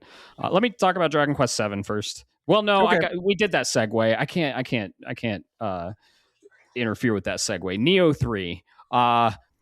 Dude, this game is so fun. We are playing, meaning you, I, and Burrito Supreme. I played Nioh 2 with Burrito Supreme, listener, good friend of the show. Shout out. And yeah, man, Nioh 3 is just more of what we loved about Nioh. Nioh is a series that started off differently, and then it kind of evolved into a multiplayer co-op option game. It's a third-person Souls-like RPG. Wouldn't you say? It's set in feudal Japan, and you're a samurai and ninja fighting demons. Yeah, no, you're absolutely right. It is a mashup of a lot of different stuff. MMO, and it's like you said, Souls, action RPG, online. It's got a lot of elements. Yes. You fight yokai. If you don't, yokai are basically Japanese demons in their mythology. And it's great, man. I love it. It's very hard. I played solo the demo. I had a very hard time beating the first boss. However, they're saying that the first boss of the game is the hardest boss in the game, which well, here's the thing with Souls-like, I think that's accurate because one of the hardest bosses in Bloodborne for me was Father Gascoigne or Gascoigne or whatever, and he's the first boss, and he was the hardest for me. That's actually I played Bloodborne, I played Bloodborne on launch, couldn't beat the first boss, put it back on the shelf for 5 years after I raged, and then it sat on the shelf for 5 years, and I was like, oh, I'll try this out again. And then I just kind of went in a loop, grinded in the first area, and then finally beat that first boss. I would say in Souls-likes, first bosses are some of the most challenging. So, yeah. Yeah, I would definitely say some of the most challenging, but definitely not the most challenging. Right, for sure. I love this game. It's so fun. The co-op's awesome. Not even paying attention to the story, and that's rare for me. I usually pay attention to story in the games. But dude, its gameplay is king, and this game is so fun to play. The weapon variety is awesome. Been using the Kurosagama, been using a lot of different weapons. There are 2 secret weapons that weren't in Nioh 2 that I don't want to spoil, but you have all your weapons from feudal Japan, right? You think of it, it's there. The build crafting is so fun. I've been having a blast doing some build crafting and just like the moments we encounter, right? Some of the bugs in the game are some of the most fun for us, right? Dude. When you hit a hot springs, like your clothes vanish and you have a loincloth and you just kind of sit down and Bo plays as a female character, which I can respect, and he's sitting down, but then for some fucking reason, it's only you that I get bugs left and right where you're sitting in the hot springs fully clothed, and then sometimes when you get out, you're just running around naked. Like looking like a Souls-like hardcore. yeah. Looking like a base character from Souls-like, not equipped with anything. But yeah, it's so fun. I'm having a blast. Man, we've probably dumped 40 hours into this game since launch. It launched last week. Oh, yeah. I saw that look, Alex. This is a game that if we put in the effort, and I'm half tempted to, we could probably have this platinum by the end of the week. For Nioh game, folks. Yeah. This game launched the 13th? No, we're not even the 13th. The 6th. The 6th. Yes, we're not even on the 13th. Something releases the 13th. Oh, it's Reanimal. This game launched the 6th. And yeah, we've been playing it nonstop. We've been having some big old game sessions, and we're probably going to play it after we're done recording this cast. So highly recommended. Very, very, very hard. It's a very hard game. Play co-op. So it's basically a really hard, brutal Souls-like single player. But then when it's co-op, it kind of changes, and it just changes into a fucking beat 'em up, honestly. Yeah. Like... I mean, we're wiping the floor with big fucking bosses, and I bet your back hurts because you've been carrying me a little. And dude, I hate when I fucking die. I hate when I die in games. See, I don't mind dying in games if I'm playing single player and I'm learning, and no one is affected by it, right? But when I'm playing co-op, especially with two others, and I die, I'm like, oh, I hate it, and I don't like being that guy. But yeah. It happens. I play as a squishy glass cannon. I'm like a ninja, just zipping all over the place. I'm like, you can't catch me. And then I'm like, fuck. They caught me, guys. Can you rest me? He's not wrong. When you go in, you got to learn to back out. And sometimes Matt gets a little aggressive. And I'm like, that's okay. Good parallel for you Overwatch or League players. That's your 80. That's your damage dealer just going out into the front, but without the healer. So it's fun. And I think I get where you're coming from, and we talked about this, like with being the guy who like dies, but some games just don't click. In this one, I love it because and I know it happens with Bo too, and it happens with me when the both of you are dead. I'm like, you know what? Time to lock the fuck in. I'm gonna 1v1 this, and I'm gonna just stomp this guy now. Like all of a sudden it clicks. You're like, whoo, and you go from I'm having fun to this shit got serious. And there's like this little adrenaline rush that comes in where you're like, oh, dude, I've got one healing flask left, and this dude's got 25% health. Let's go. I feel like Goku. Yep, that meme where he leans up, where you're just sitting back, just gaming, and then it's like. He leans up. Now you're serious. That legit happens to me because I sit with my feet up on the coffee table and just chilling. And then when that happens, I'll bring him down, and all of a sudden I'm leaning forward, like, all right, we're going. Oh yeah, and it's rare, but it did happen to me too. And I was like, all right, time to lock the file. Well, shit, I died. But in your defense, there was one boss in particular that you fought as. So there are individual missions in certain fights that you have to do alone. They are required for the platinum, but they're not required to like finish the game. I just keep that in mind, folks. But there was one in particular Matt really did not like, and then it showed back up in a co-op mission, and all of a sudden the dude spawns, and Matt goes, "No, fuck you," and just full ham sends every ability and skill and magic he has at this dude, blows him up in like 5 seconds, and then he's looking like he just casted a Kamehameha all spent, and he's like, all right, that's it. And I'm like, no, here's the next boss in a gauntlet run. Yep. Oh man, I rage. This dude, we get spicy on this game. It's great entertainment. If you're interested in watching us play, twitch.tv/Shapes of Gaming. We're streaming it, and yeah, I love it, dude. It's so fun. It's such fun co-op. I couldn't tell you. I mean, I kind of have a vague idea of what's going on in the story. It's in feudal Japan. There's time travel. Okay, yeah, but just cool enemy designs. It's awesome. And I'm going for a ninja mage build. So, and Yeah, sometimes I hold my own, sometimes I don't. But most importantly, I have fun regardless. That's exactly it. You have fun, even when you troll me on fights. I like purposely troll me, mind you. Remember when you guys were like, all right, we have like 2 million resources to level up. It's called Amrita, right? You're at the shrine. And you're like, oh, finally, we just got done through a gauntlet, right? And a boss. And you guys are like, oh, God, we can finally level up. I got to do build crafting. I have so many items.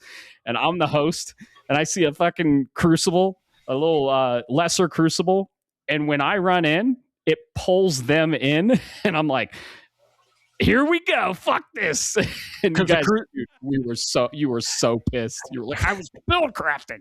It's not only that, but it's a crucible is a gauntlet challenge zone for a perspective. So we just got done fighting a boss. And the second I go to hit level up, I literally had 2.5 levels. So I leveled up my things, went to go hit confirm, and I got pulled into a gauntlet. I was like, if I lose these resources, I'm going to burn the world down. And the thing is, I was like, all right, here we go, boys. We're going to do it. So let's get just one more thing, Amrita, and we're going to level up.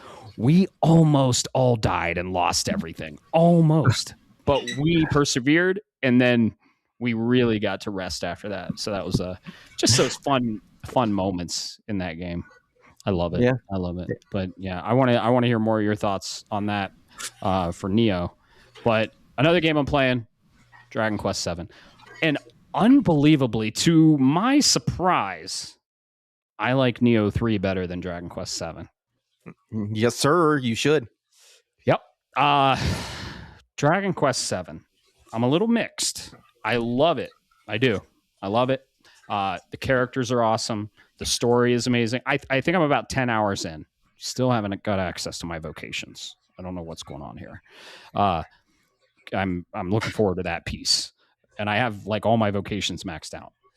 Anyway, the story is really cool. I want to know what's happening. I just got to, I think, the 4th island, and I encountered, I think it's a new character in the marketing material. There's multiple playable characters in a JRPG, not just the 3 starting characters you get in the beginning. Shocker. But I just met this one that I was really excited to meet.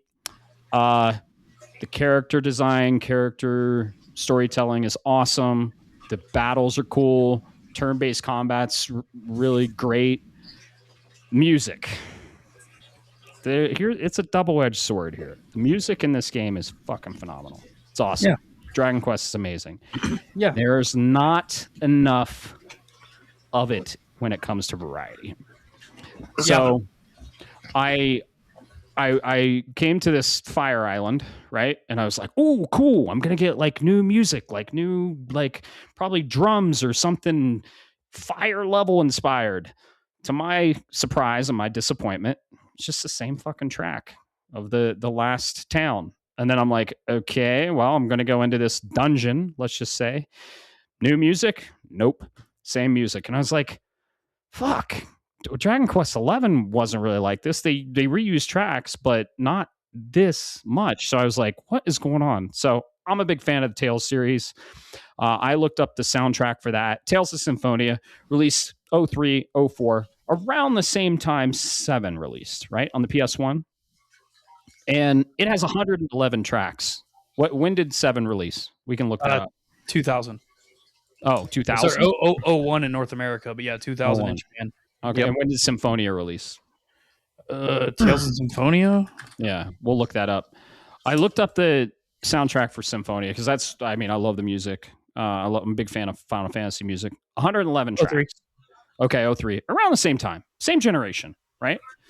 Not the same console, but oh well. And it's 111 tracks for an 80-hour game. Or a 60-hour game, I think. And then Dragon Quest VII was 30 tracks for an 80 to 100-hour game. And I was like, man, when the tracks hit, they hit. It's Dragon Quest. It's the Tokyo Metropolitan Symphony Orchestra. When the tracks hit, they hit. It's awesome. The opener like puts a tear to my eye, and I'm just like, oh, it's so good. There just needs to be a little bit more variety of music. And then I'm a little spoiled by Clair because each area has different battle music. Yeah. Right? Well, this has the same fucking battle music, and you are battling a lot. There are a lot of enemies you have to kill and battle, and it's just the music is getting a little repetitive. So I like the game. I love the game. I am going to take it in chunks though, because the music is getting a little repetitive. And they also they're reusing NPC models for important NPCs that I should care about. But this guy has a fucking yellow BDSM mask with horns on it, and he's like talking serious about his daughter dying. And I'm like, I can't fucking take you serious, dude. Like, that's Dragon Quest, though. That's the charm. I get it. I totally understand. I'm trying to get in that mindset, and I'm still excited to play the game. Having more fun with Nioh 3, though. So I love both games I'm playing.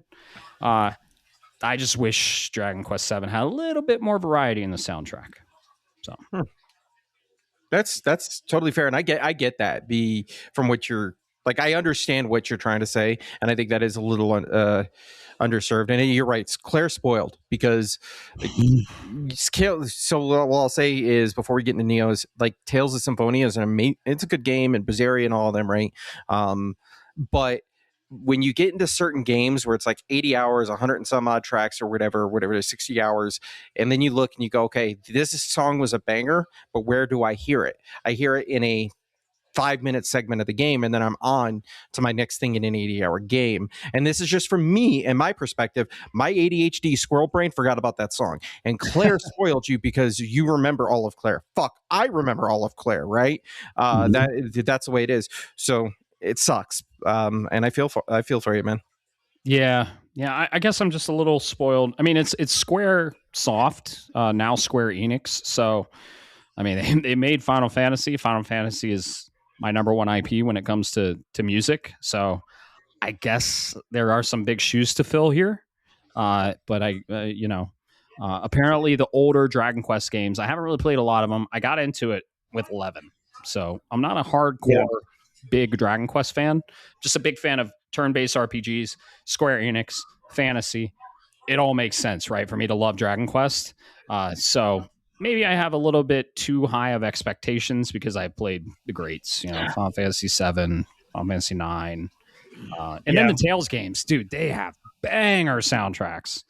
All right, yeah. I'll keep that in mind. And this is just more, I know you'll never get around to it, but this is more of a reason why we tell you and sell Persona 5, because I know you're a big audio guy, and that has between 60 and 64 tracks, something like that. And that game is longer than Symphonia. That game lasts at Symphonia's length. So, but yet I never got bored of it. I was like, oh, this is still awesome. This is still awesome every time, right? I own it. I own Persona 5 Royale. I would probably play Metaphor first, though. Yeah, I don't blame you. That's got another banger soundtrack, but you know what else has this? Games do. What's that? I said honestly, all the Persona games do. Like even going all the way back to 2 and 3, they all have really good soundtracks. Yeah, there you go. See, there's your next JRPG series when you can fit it in your schedule. Okay. you have to finish Final Fantasy 6 first, though. You can't move on to another one. Yeah. And you know that you're never gonna live it down, buddy. You're never gonna live it down. That is a whole nother topic, because that is that's a delineation of old school RPGs into the modern, and Dragon Quest is the old school, at least for home consoles, right? That's where that was the first one. It was the OG. So there is Dragon a lot of those. Warrior, actually. Thank you. Exactly. Yes. Well, Dragon Warrior in Japan, Dragon Quest in the US. Nope. Other way around. Nope. What? So Dragon Quest. Yeah, Dragon Quest. My PS1 copy of Dragon Warrior 7 is Dragon Warrior, not Dragon Quest. Yep. In the US? Yep. Yes. Because Dragon Quest was owned by a tabletop RPG. I see. Gotcha. Yeah. Yep. They had to have different names. And then I think, what was it, around 9 or 10 is when they finally changed the name to Quest for both of them. Yeah, I never heard about like what was the resolution with the IP and all of that. So like it just kind of happened and it was like, oh, cool, here it is, right? But yeah, that's the way it was. But yeah, there you go. You know what else has a good soundtrack, Matt? Yeah, I do. Nioh 3 really does. Yeah. That's what I gotta say. This is the most surprising thing about Nioh 3. The open world design really fits well. I'm surprised at how well it fits, but like Nioh was always an action game first. I love JRPGs as much as the next guy. I like sport fighting games. I like them all, right? But my roots are in the retro, the action oriented games. So Nioh to me it's catnip to a cat, dude. You give me more, please. And then hearing in 3, I'm like, suddenly I'm noticing, I'm like, wait a minute. When did the series get such good fucking music? Did I miss this, or is this just unique to this game? So I need to go back and take a look. 2 had a banger soundtrack. I think 3 is pinnacle, though. Okay, yeah. This one is definitely pinnacle at the very least. And quite honestly, I'm not saying it's the GOATY, but what I am saying is when it comes to action, it's going to be, this is a category that's pretty much locked in unless something comes out that's like 100% better. But for my personal takes, this is the action game of the year. I'm not saying it's game of the year, but it is at least the action game 1,000% because it feels so good. We still got Wolverine and 007. I know. I don't know about that, but we'll see, dude. It's incredible. It's incredible. We got so much coming out. And Control Resonant is technically an action game.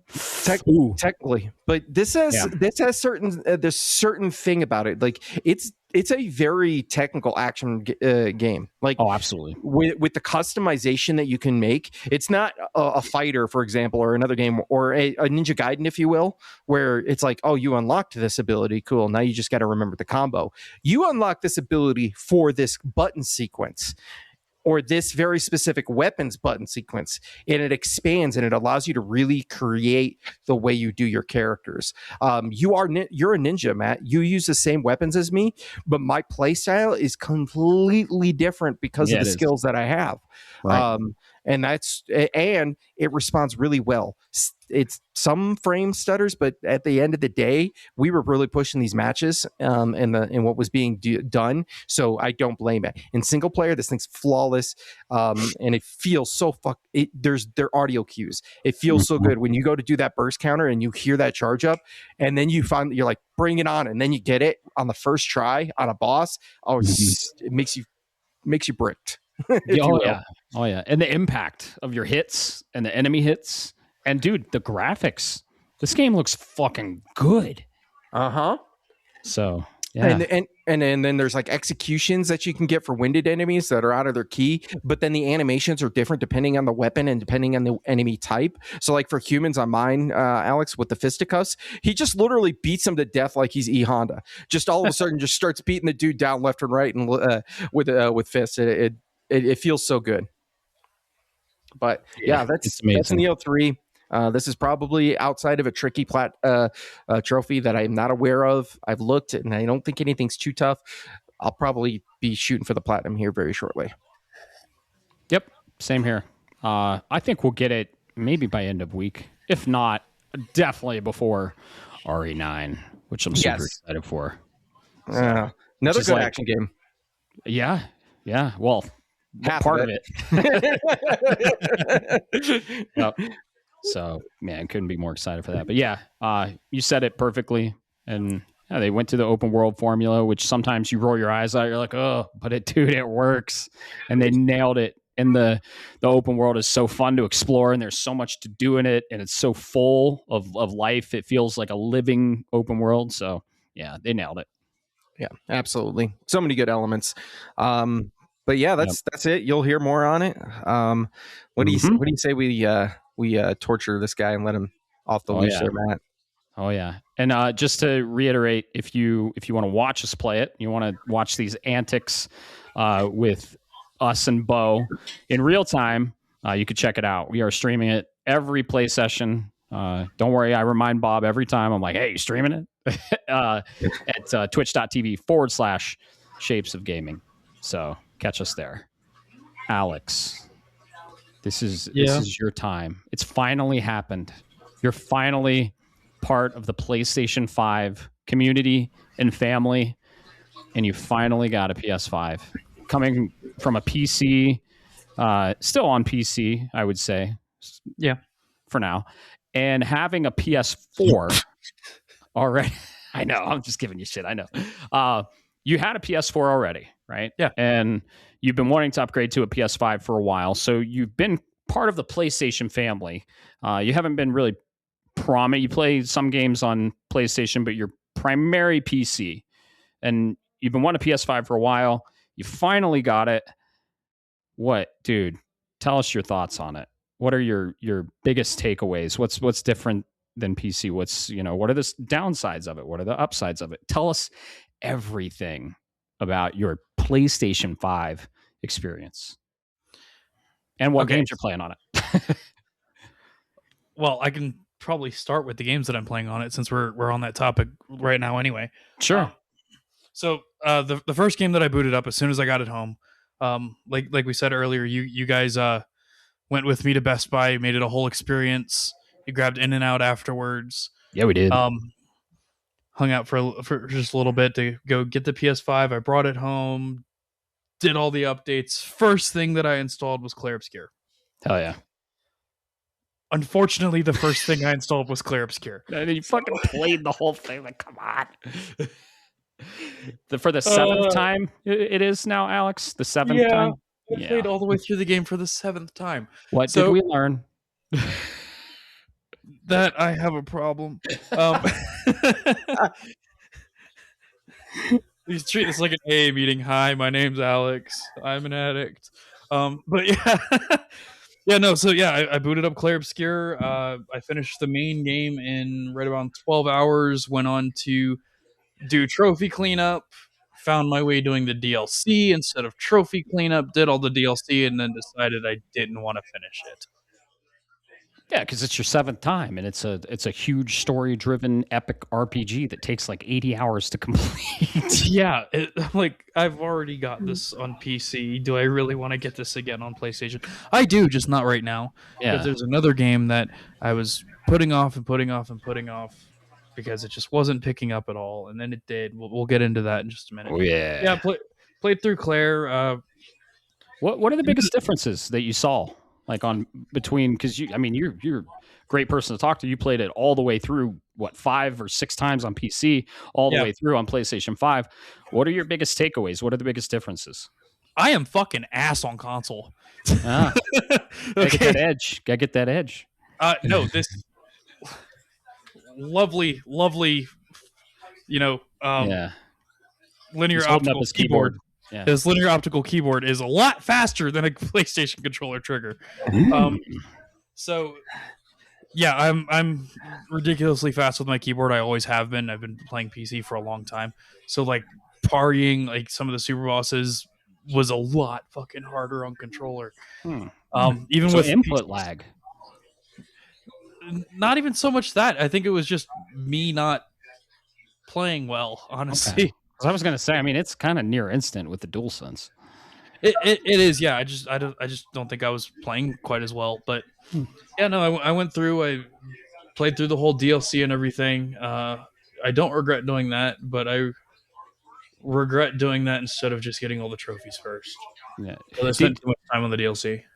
I don't know if this is, you might have misspoken, but did you say you put your parry and dodge on the triggers? Yep. There's travel in the triggers, bro. I don't care. No, that's why they put them on R1 and L1, because those are actual buttons. Right? No, but if you put your super precise, like cracked out reaction buttons on a trigger that has to travel. Yeah, but that's just okay. I get it. All right.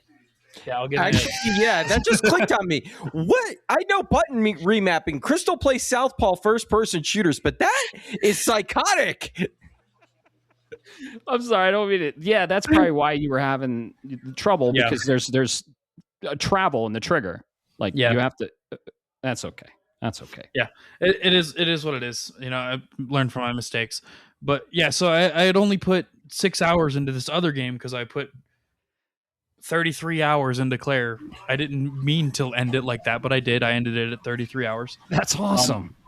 I'd only put 6 hours into Death Stranding 2, and I hadn't given it a chance to blow up yet. Or I hadn't given it a chance to blow up yet and get good. And then something happened at the 7-hour mark, and I haven't touched anything else since. I won't say anything because we have a whole spoiler cast for that. But Sure.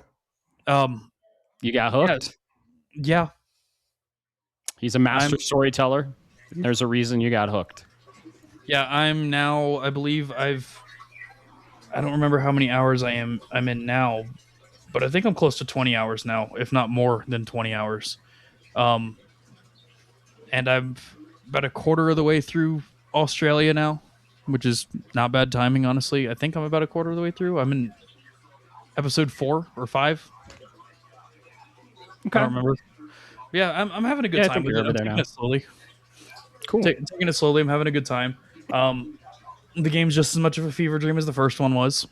It's been a treat. And thankfully, I think this is a testament to Kojima Studios and how they optimize this game. Thankfully, it looks really, really good on base PS5 as well, not just on Pro. Yep. You know what I think the difference is with that game? Besides being Kojima and his team, right? You know what engine that is, right?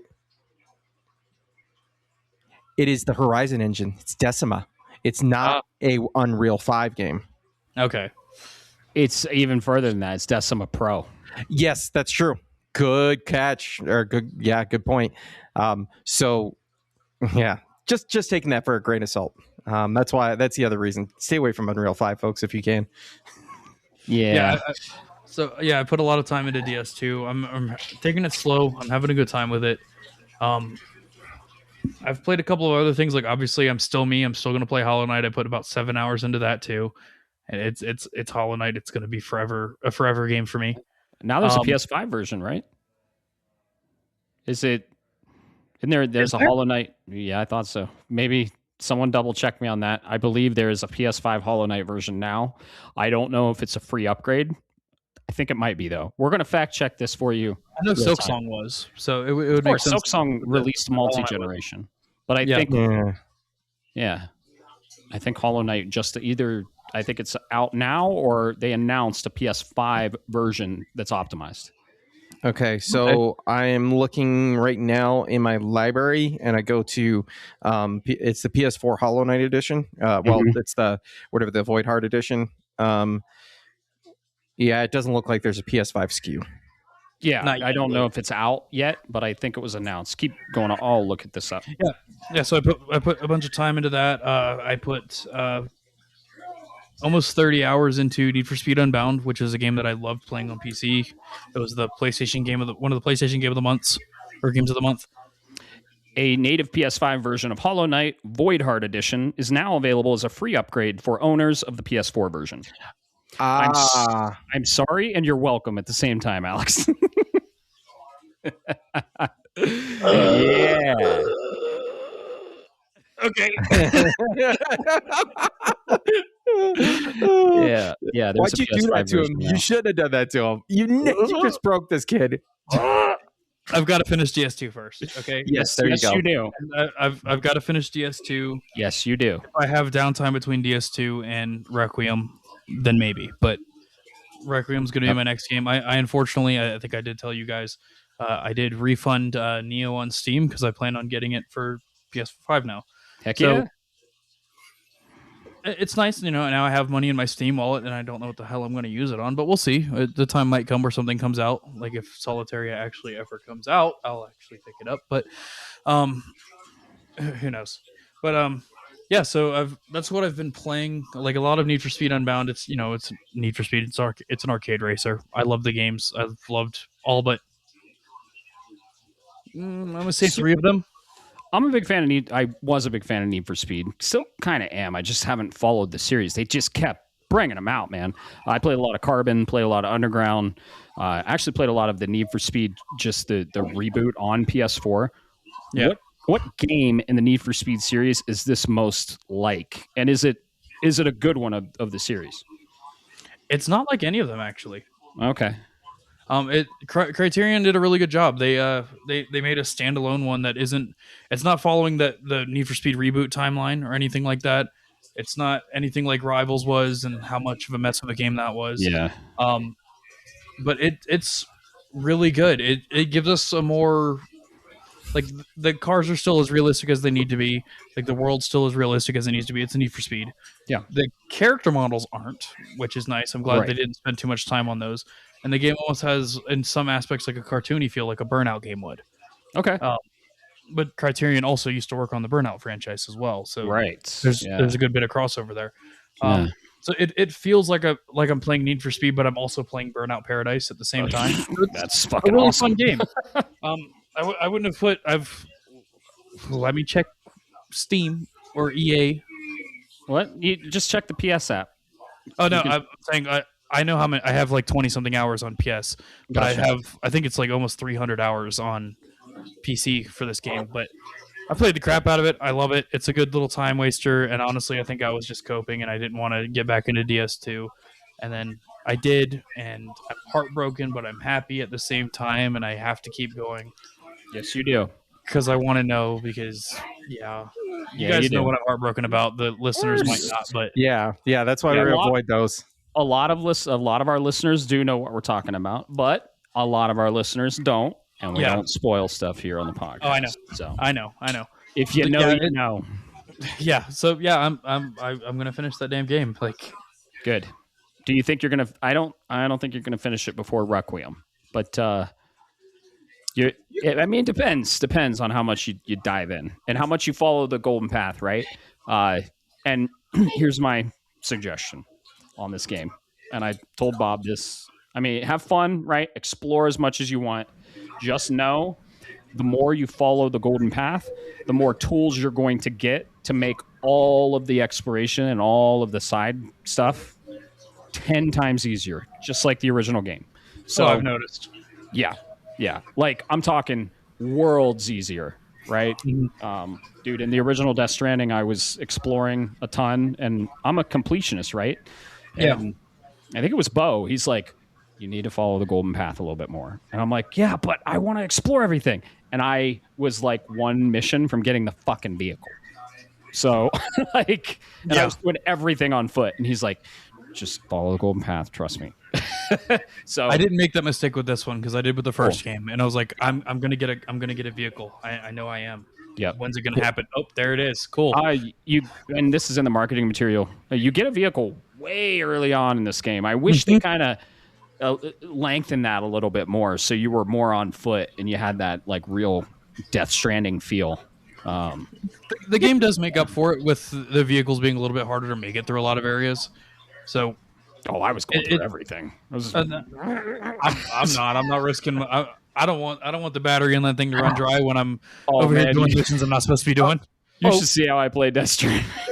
Okay, so I'm going to give you a pro. I know that that's got emphasis on the Stranding part. Yeah, I got to give you the pro tip. All right, get the truck and don't worry, because unless you absolutely fucking destroy that vehicle, you can go over mountains, and the game is and the cargo, you'll be safe. It's just like, whatever, cool. Don't run into something really fast, and don't make a big jump where you land hard, because you will destroy. Yeah, you'll destroy your contents in there, or you'll. I know. I have all of like. I think when I hopped off last night, I had like 800 metals sitting in the back of the truck, just making bridges everywhere. It was all I was doing yesterday. And because we're your friends on there, first of all, create a porter contract with us. We'll show you how to do that. So then you can see our structures, and we've built all the stuff. Let's just say that all the stuff. Okay. And that'll help you throughout your game. So I've been putting structures down everywhere for other people. Yeah. Isn't it awesome? The Strand genre. It's fucking. He's a goddamn genius, dude. It's been a phenomenal game, and I wish I had gotten to it last year.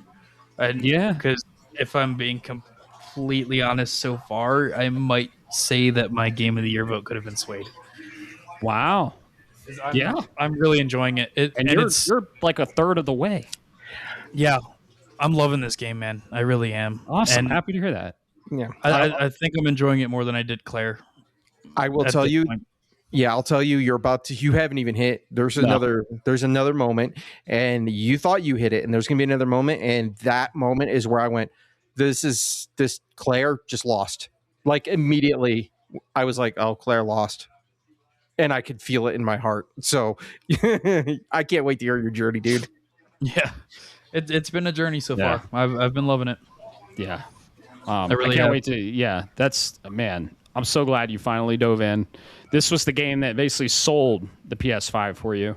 Brought you over, fired it up on my setup, and you were just like that meme, like that Hugh Jackman meme with the light from the fountain, and he's like, Yeah, pretty much. Yeah, he's not lying, folks. and you're like, this is the game. This is real time, and we're like, we both look over. Really, we just slowly look over, and we're like, uh-huh. Yeah, they're not joking, folks. They're not joking at all. Yeah, Matt, I was over at Matt's place with Bob, and he threw it up on the OLED, and God, it took my breath away just from the opening sequence of this game. And it did. It's crazy. It did the same thing on base PS4 too.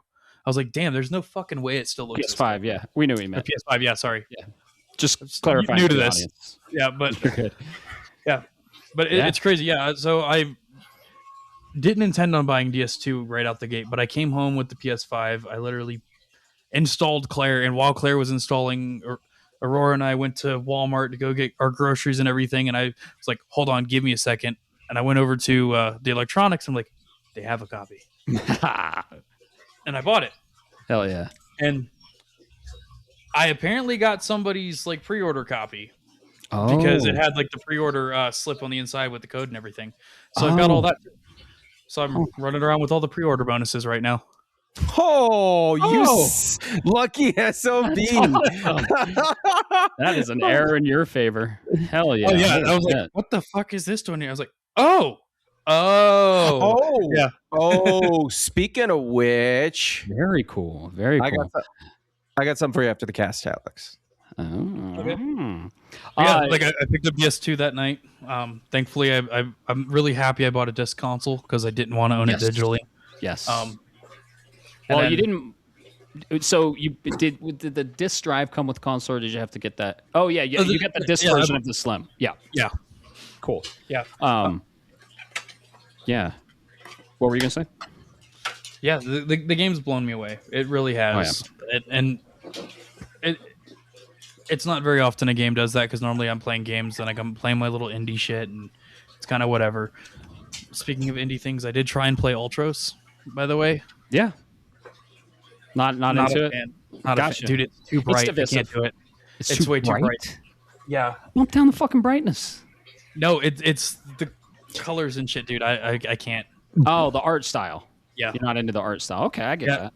It's all right. I see where it's a good game because I did play it for a little bit and like it's mechanically sound, but it's too much going on the screen. I'm like, I can't do it. My brain can't. Yeah, it's an acid trip. It's a fucking acid trip. I really love is. the art style. Yeah. Yeah. And then I played a little bit of Ender Lilies 2 as well because I already had that on PS4. So I just think, okay, cool. We'll just upgrade real quick and play the PS5 version. Pretty fun. Played a little bit of Silk Song, not much though. I'm not gonna try and plat that on PlayStation. I'm good. Nah, I didn't. No, I'm never gonna happen. Those speedrun trophies are platinum breaking. Yeah, for me it's just one, and I can't even manage it. And I'm like, I'm good. I'm done. Yeah, never again. But hey, when Sea of Sorrows comes out, I'll actually play the game again. But I'm good for now. Yeah, that's been pretty much it for my gaming journey, honestly, aside from like my little Gooner Gotcha games that I know you hate, but I love them. Hate's such a strong word. I know, I did install Arknights, wanted to try it out because I was kind of like, okay, cool. I didn't realize it was a gotcha game until I installed it and I was playing it a little bit and I was like, that's the deceiving part. The nice thing is you don't got to spend any money on it. I haven't, and I'm not going to. Cool. It's a fun game. Yeah. Zenless Zone Zero was the same thing, but the art style put me off a little bit. It's kind of because I don't really like the Hoyo first games that much. That's like the Genshins, Honkais, all those. Nioh, yeah. Yeah. I'm good on that one. I tried it. Whatever. Hey, people enjoy it. Sure. Yeah, it was cool. Other than that, just little games I already had on PS4 that I just wanted to play again. Yeah, no, and they're going to run better and probably look better on the PS5. Mm-hmm. Talk us through a little bit about like the setup process. Was it easy for you? Was it Easier than setting up a PC? I mean, kind of a rhetorical question. What are like the contrasts of the PS5 and the PC environment? Well, the PS5 doesn't have to sit right next to me. Sure. So there's that. Right. It's not a heater. It's not a space heater. Oh, this isn't a space heater. Oh, not anymore. It's not. But yeah, no, it's not a space heater. Like, it can sit well away from me. I can my couch is nowhere near where my PS5 is. So, and I think that's all of us though. We're not sitting with our PS5 in our laps while we're gaming, unless you're Bob and you use a Portal. Yeah. I play with my Portal in bed. Thank you. Of course you do, buddy. I'll get a Portal. I like the Portal. I don't like just the screen. I want to get it when it has no. I like the idea. Now that I know the OLED's coming out, I'm gonna wait and get the OLED. Yep. There you go. There you go. But well, not confirmed, but heavily rumored by a creditable source. Yeah. Hey, that might be an announcement today. It could be. Today being Thursday. Yeah. It's the PlayStation Store has a lot more on it than it used to. If I'm being completely honest, like it's kind of a good thing and kind of a bad thing sometimes. Yeah, there's so much now. That's the problem. Yeah. But other than that, the setup. Yeah, no, it was pretty much just plug it in and go. Like I already had the PS app on my phone from my PS4, and I have it all set up to just like scan a QR code and I'm in. So yeah, it was pretty simple in the setup. I was very confused as to why the hell my controller needed a firmware update. Oh yeah, that's right. That started this generation, didn't it? And before, did it ask to plug it in? Because okay, it won't anymore because they updated it through an update that you can update it wirelessly now. Okay, after you update it, right? Update it through the update, and then it gets updated. Yeah. It was crazy because I was like so excited to play. I'm like, yes, the software update's done. My controller's got a fucking update. Yeah. But it's super quick, right? It's like 5 seconds. Yeah, and then like as I was playing, I noticed why. I was like, oh, cool. Like especially on Death Stranding, DS2, like you're shooting the gun and the trigger has some feedback in it. That's super awesome. It's the same way. It's the same way in Need for Speed Unbound too. When the cars shift, you feel it in the trigger. Like, that was definitely a day one feature. That wasn't part of an update. And the DualSense I mean, I think the DualSense is next level. The reason it's called the Sense is because of the haptic triggers and the fact that you can like feel, and it has resistance. So if you ever play like a game where you shoot a bow and arrow, it like you feel that resistance in the trigger. Yeah. And it's just, dude, you gotta, so at some point you gotta play Astro's Playroom. It's built in on PS5, and it conveys and showcases the DualSense, the features so well. We all thought it was going to be a gimmick. It's not. The DualSense is like next level when it comes to haptic stuff. Yeah, it definitely adds to the experience for sure. Yeah, it really does.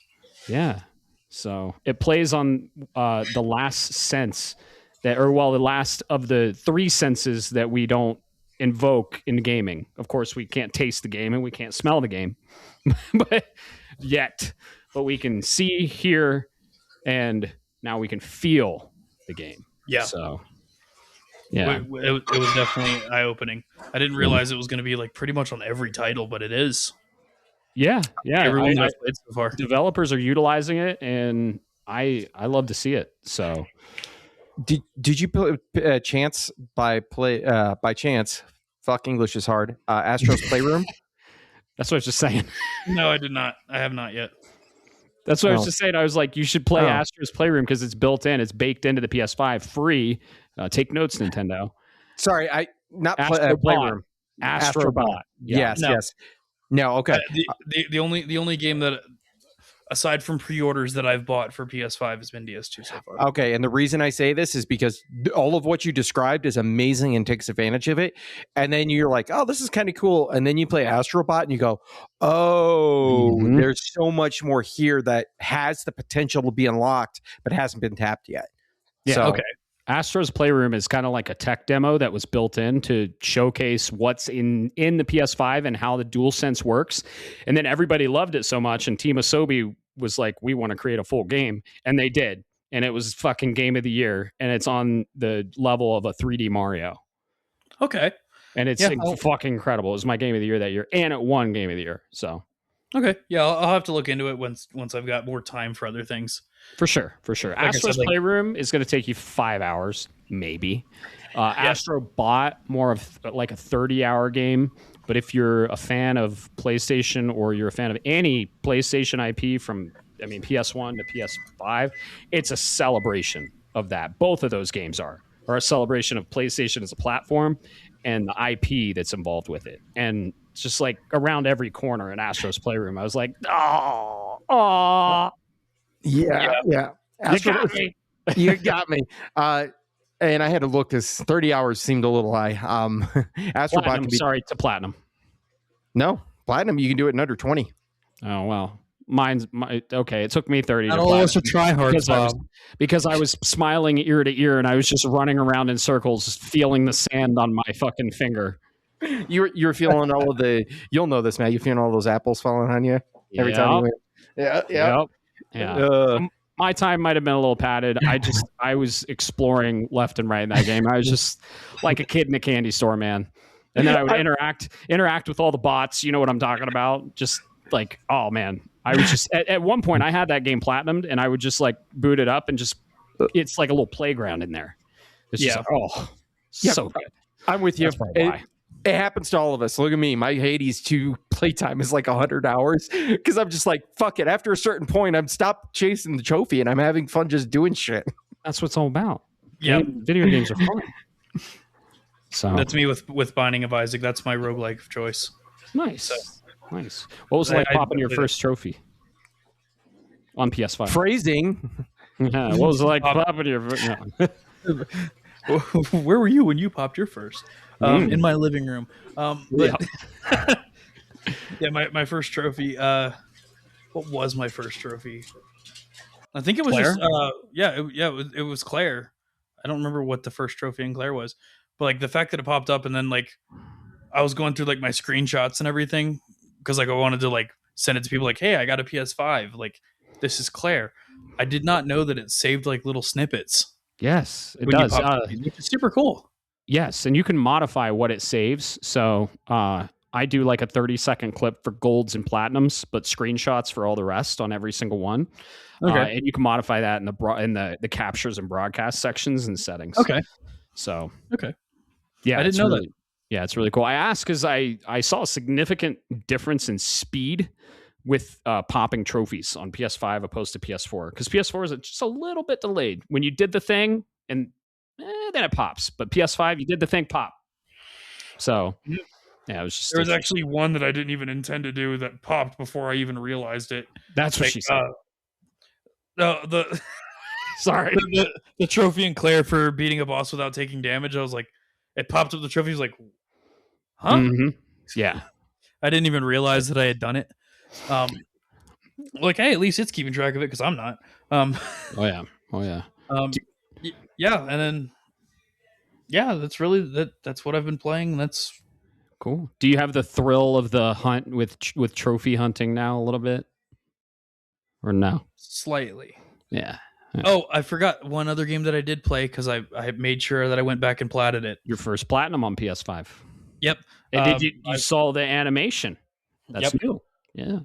Yep. I went back and I got the plat for Spyro 3 on the Spyro Reignited trilogy. Very cool. So like I have to get it, and then I was unfortunately looking at other people's trophies in our friend group, and I saw that Caleb has all 3 games platted. So now I need to go back and get all 3 because I can't be left out.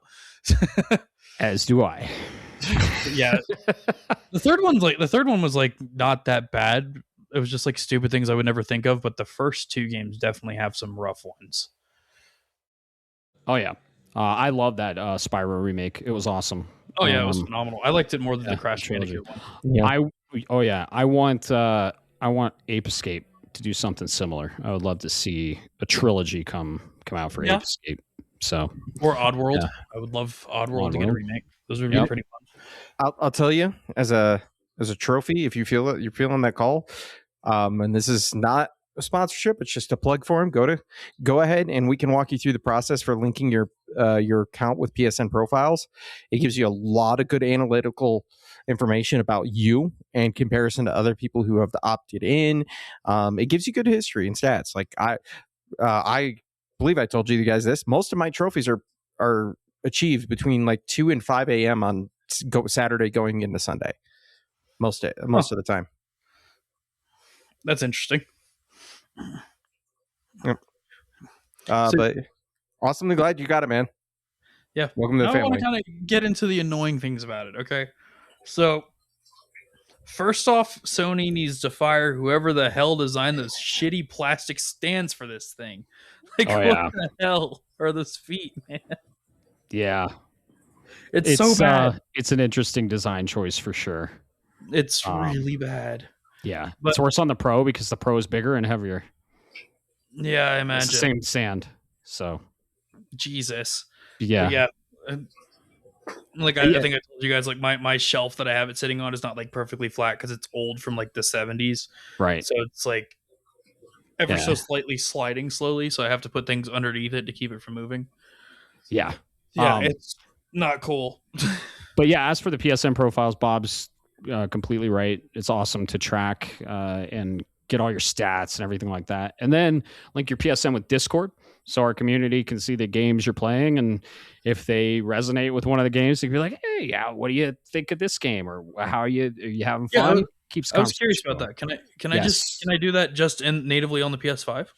It takes you have to configure it on both sides, and you have to make sure there are specific settings open. Okay. Yeah, it takes a little finagling and testing. So it's a bit of a convoluted process, but if any of our listeners, if you guys want to know how to, if you ever see while we're in Discord and you see the game we're playing, that's how we did it. You can link your PSN to Discord, and it shows you what we're playing. So we actually do play games.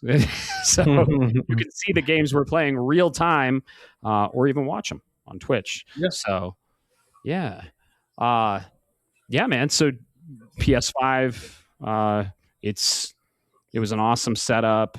It's what are like upsides, downsides to PC? Any upsides, any downsides? Like just like 3 of them or something. And then we'll give you our top 3 recommended games to play on PS5. Okay. So upsides. First of all, portability. All day, every day. Like, I've had to take it upstairs to play it up here, like if Aurora's here with like my mother-in-law or anything like that, using the TV. I can bring it up here. It's a whole lot easier than carrying around this fucking PC, that's for sure. Because like for the PC, I got to take some components out to be able to transport it. Like my graphics card has to come out and all that. It's a pain in the ass. Don't have to do that with the PS5. I love the controller battery life, but I also hate it at the same time. I wish it was just a little bit better because I play for way too long in one sitting. But it kind of is what it is. Yeah. And then another upside, it's really quiet, honestly. Like my PS5 or my PS4 sounds like a fucking helicopter trying to take off. It doesn't. So it's really refreshing there. I don't have a loud console that I have to hear all the time. I wouldn't say it's whisper quiet, but it's not anything notable. I'm not going to hear it over my games or anything like I would with my PS4. And that's really awesome. Cool. And everything runs smoothly. I think I'm getting a solid 60 frames on everything that I'm playing so far. I'm not really playing anything super crazy. I mean, DS2 is probably about as crazy as it gets. And I'm not seeing any frame skips, anything like that, which on PC you do see that sometimes. Like even on highly optimized games, you'll still see some drop-offs. But yeah, it's been really solid. Really, really, really solid. But the negatives. Well, I'm happy to hear that, man. I'm happy it's been a positive experience. So the negatives are so minor that it's like not even really noteworthy. Like I wish I could have my like themes from PS4 on PS5. I get why they don't have that because every game has its own like setup menu or like console menu, which is cool.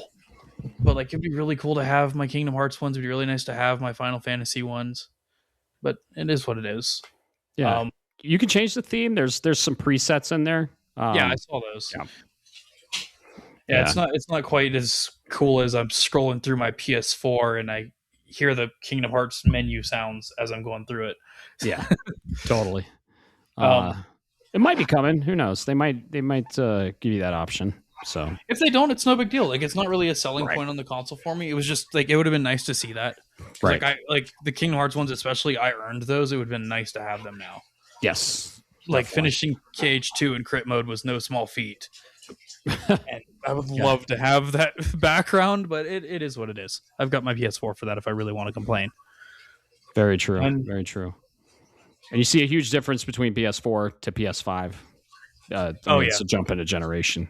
So yeah, it's a massive difference. Yeah. Like I'm coming from a base model PS4. I didn't even have a Pro. I still have a base model PS4. So yeah, it's a massive difference. Oh yeah, that's a huge jump.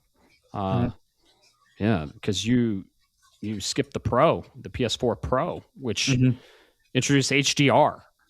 Yeah. Wow. So dang. Okay. Cool. Yeah. I'd say let's give him our 3 recommendations to play on PS5. What is a great showcase for the PS5? What game should he play? So I got 3 of them for you. One of them you're already playing, so I'm very happy because I think Death Stranding 2 shows what the PS5's really capable of. Right? I agree. The other 2, and believe it or not, I don't have a single first party in here, Matt, because I think if you want to see another great features of what the PlayStation 5 is capable of in the right developers, go play Control. Yes. Yeah, that has a PS5 version too. Has a PS5 version. And then the other one that I want you to play, because I think visually, and this is just me, because I think the PlayStation is visual machine, and that's what it's for. You want to see I know Matt's going to disagree with me here, but you want to see what I think is probably one of the most beautiful games I've seen on PlayStation. Go play Alan Wake 2, and I will tell you this much. I can get you started on your journey because I have a copy of Alan Wake Remastered right here that came with my physical edition. I have not popped the code. It is yours for that journey. Yeah. Look at that. A gift live on the cast. Amazing. Alan Wake's an awesome survival horror. I'll gladly accept. Yeah. Psychological thriller. Oh man, I could talk all about Alan Wake. It's in top 5 survival horror. That's a good list. I like it. Mine would also be Death Stranding 2. You're already playing it. I know you're not into this type of genre, but I highly, highly recommend something else in the Decima engine. It just got remastered. Start with Horizon Zero Dawn Remastered. And then if you like it, Forbidden West is still the prettiest game on the console, in my opinion. I think it is prettier than Death Stranding 2. The Decima Pro engine, same engine, so sings. Actually, Forbidden West might be on Decima, and then Death Stranding 2 might be on Decima Pro. I think that's it. Yes. Yeah, God, dude, Forbidden West looks incredible. And then the other one, we've already talked about it, Astrobot. Got to play Astrobot. So, what do you guys think he should play? In the Discord, our listeners, give him a list of 3 games you think he should play on the PS5 if you're big into the PS5 and you want to see our boy Alex here get to experience everything the PS5 has to offer. So, yeah, dude, welcome to the family of the next generation. And yeah, you're on your way to getting a Pro, but base PS5, man, still a powerhouse, dude. Oh yeah, it really is. Yeah.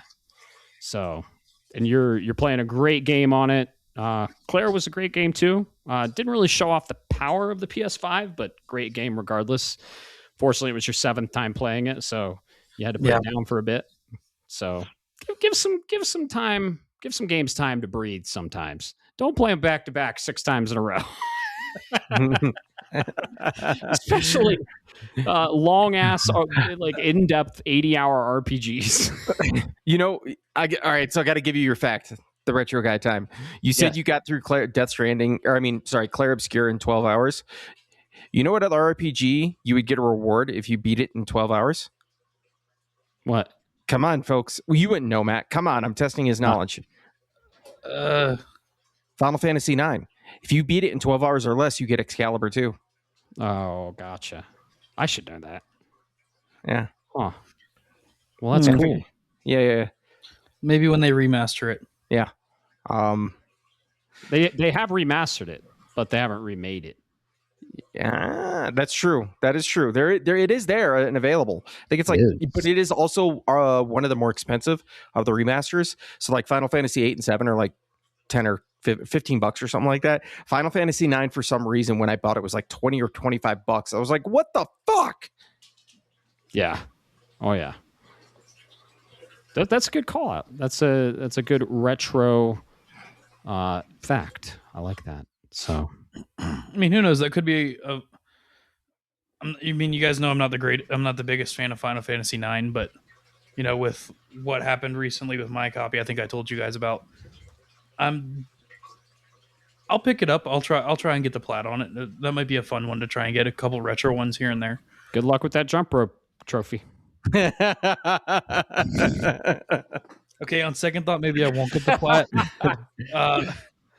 I'll get the plat on Final Fantasy 1. Okay. I think good friend of ours, listener of the show, Caleb, has that platinum. I think he has the 9 platinum too. I think that boy has platinumed every single Final Fantasy and every single Final Fantasy spin-off game. I'm pretty sure. I think he's platinumed all of them. Yeah, he's got an insane list. Yeah, when I was snooping through his trophies, there was one that I need to have a conversation with him about and find out who hurt him, because he platted Final Fantasy 13-3. And I need to know who the hell hurt him and why the hell he felt the need to plat that game.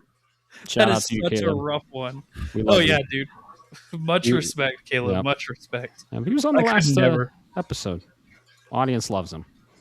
They're like, when's Caleb coming back? No, I'm kidding. So, yeah, man. What do you say we get the hell out of here? That's been fun. And, yeah. Happy to hear all your thoughts and experiences on the PS5, and keep them coming, man.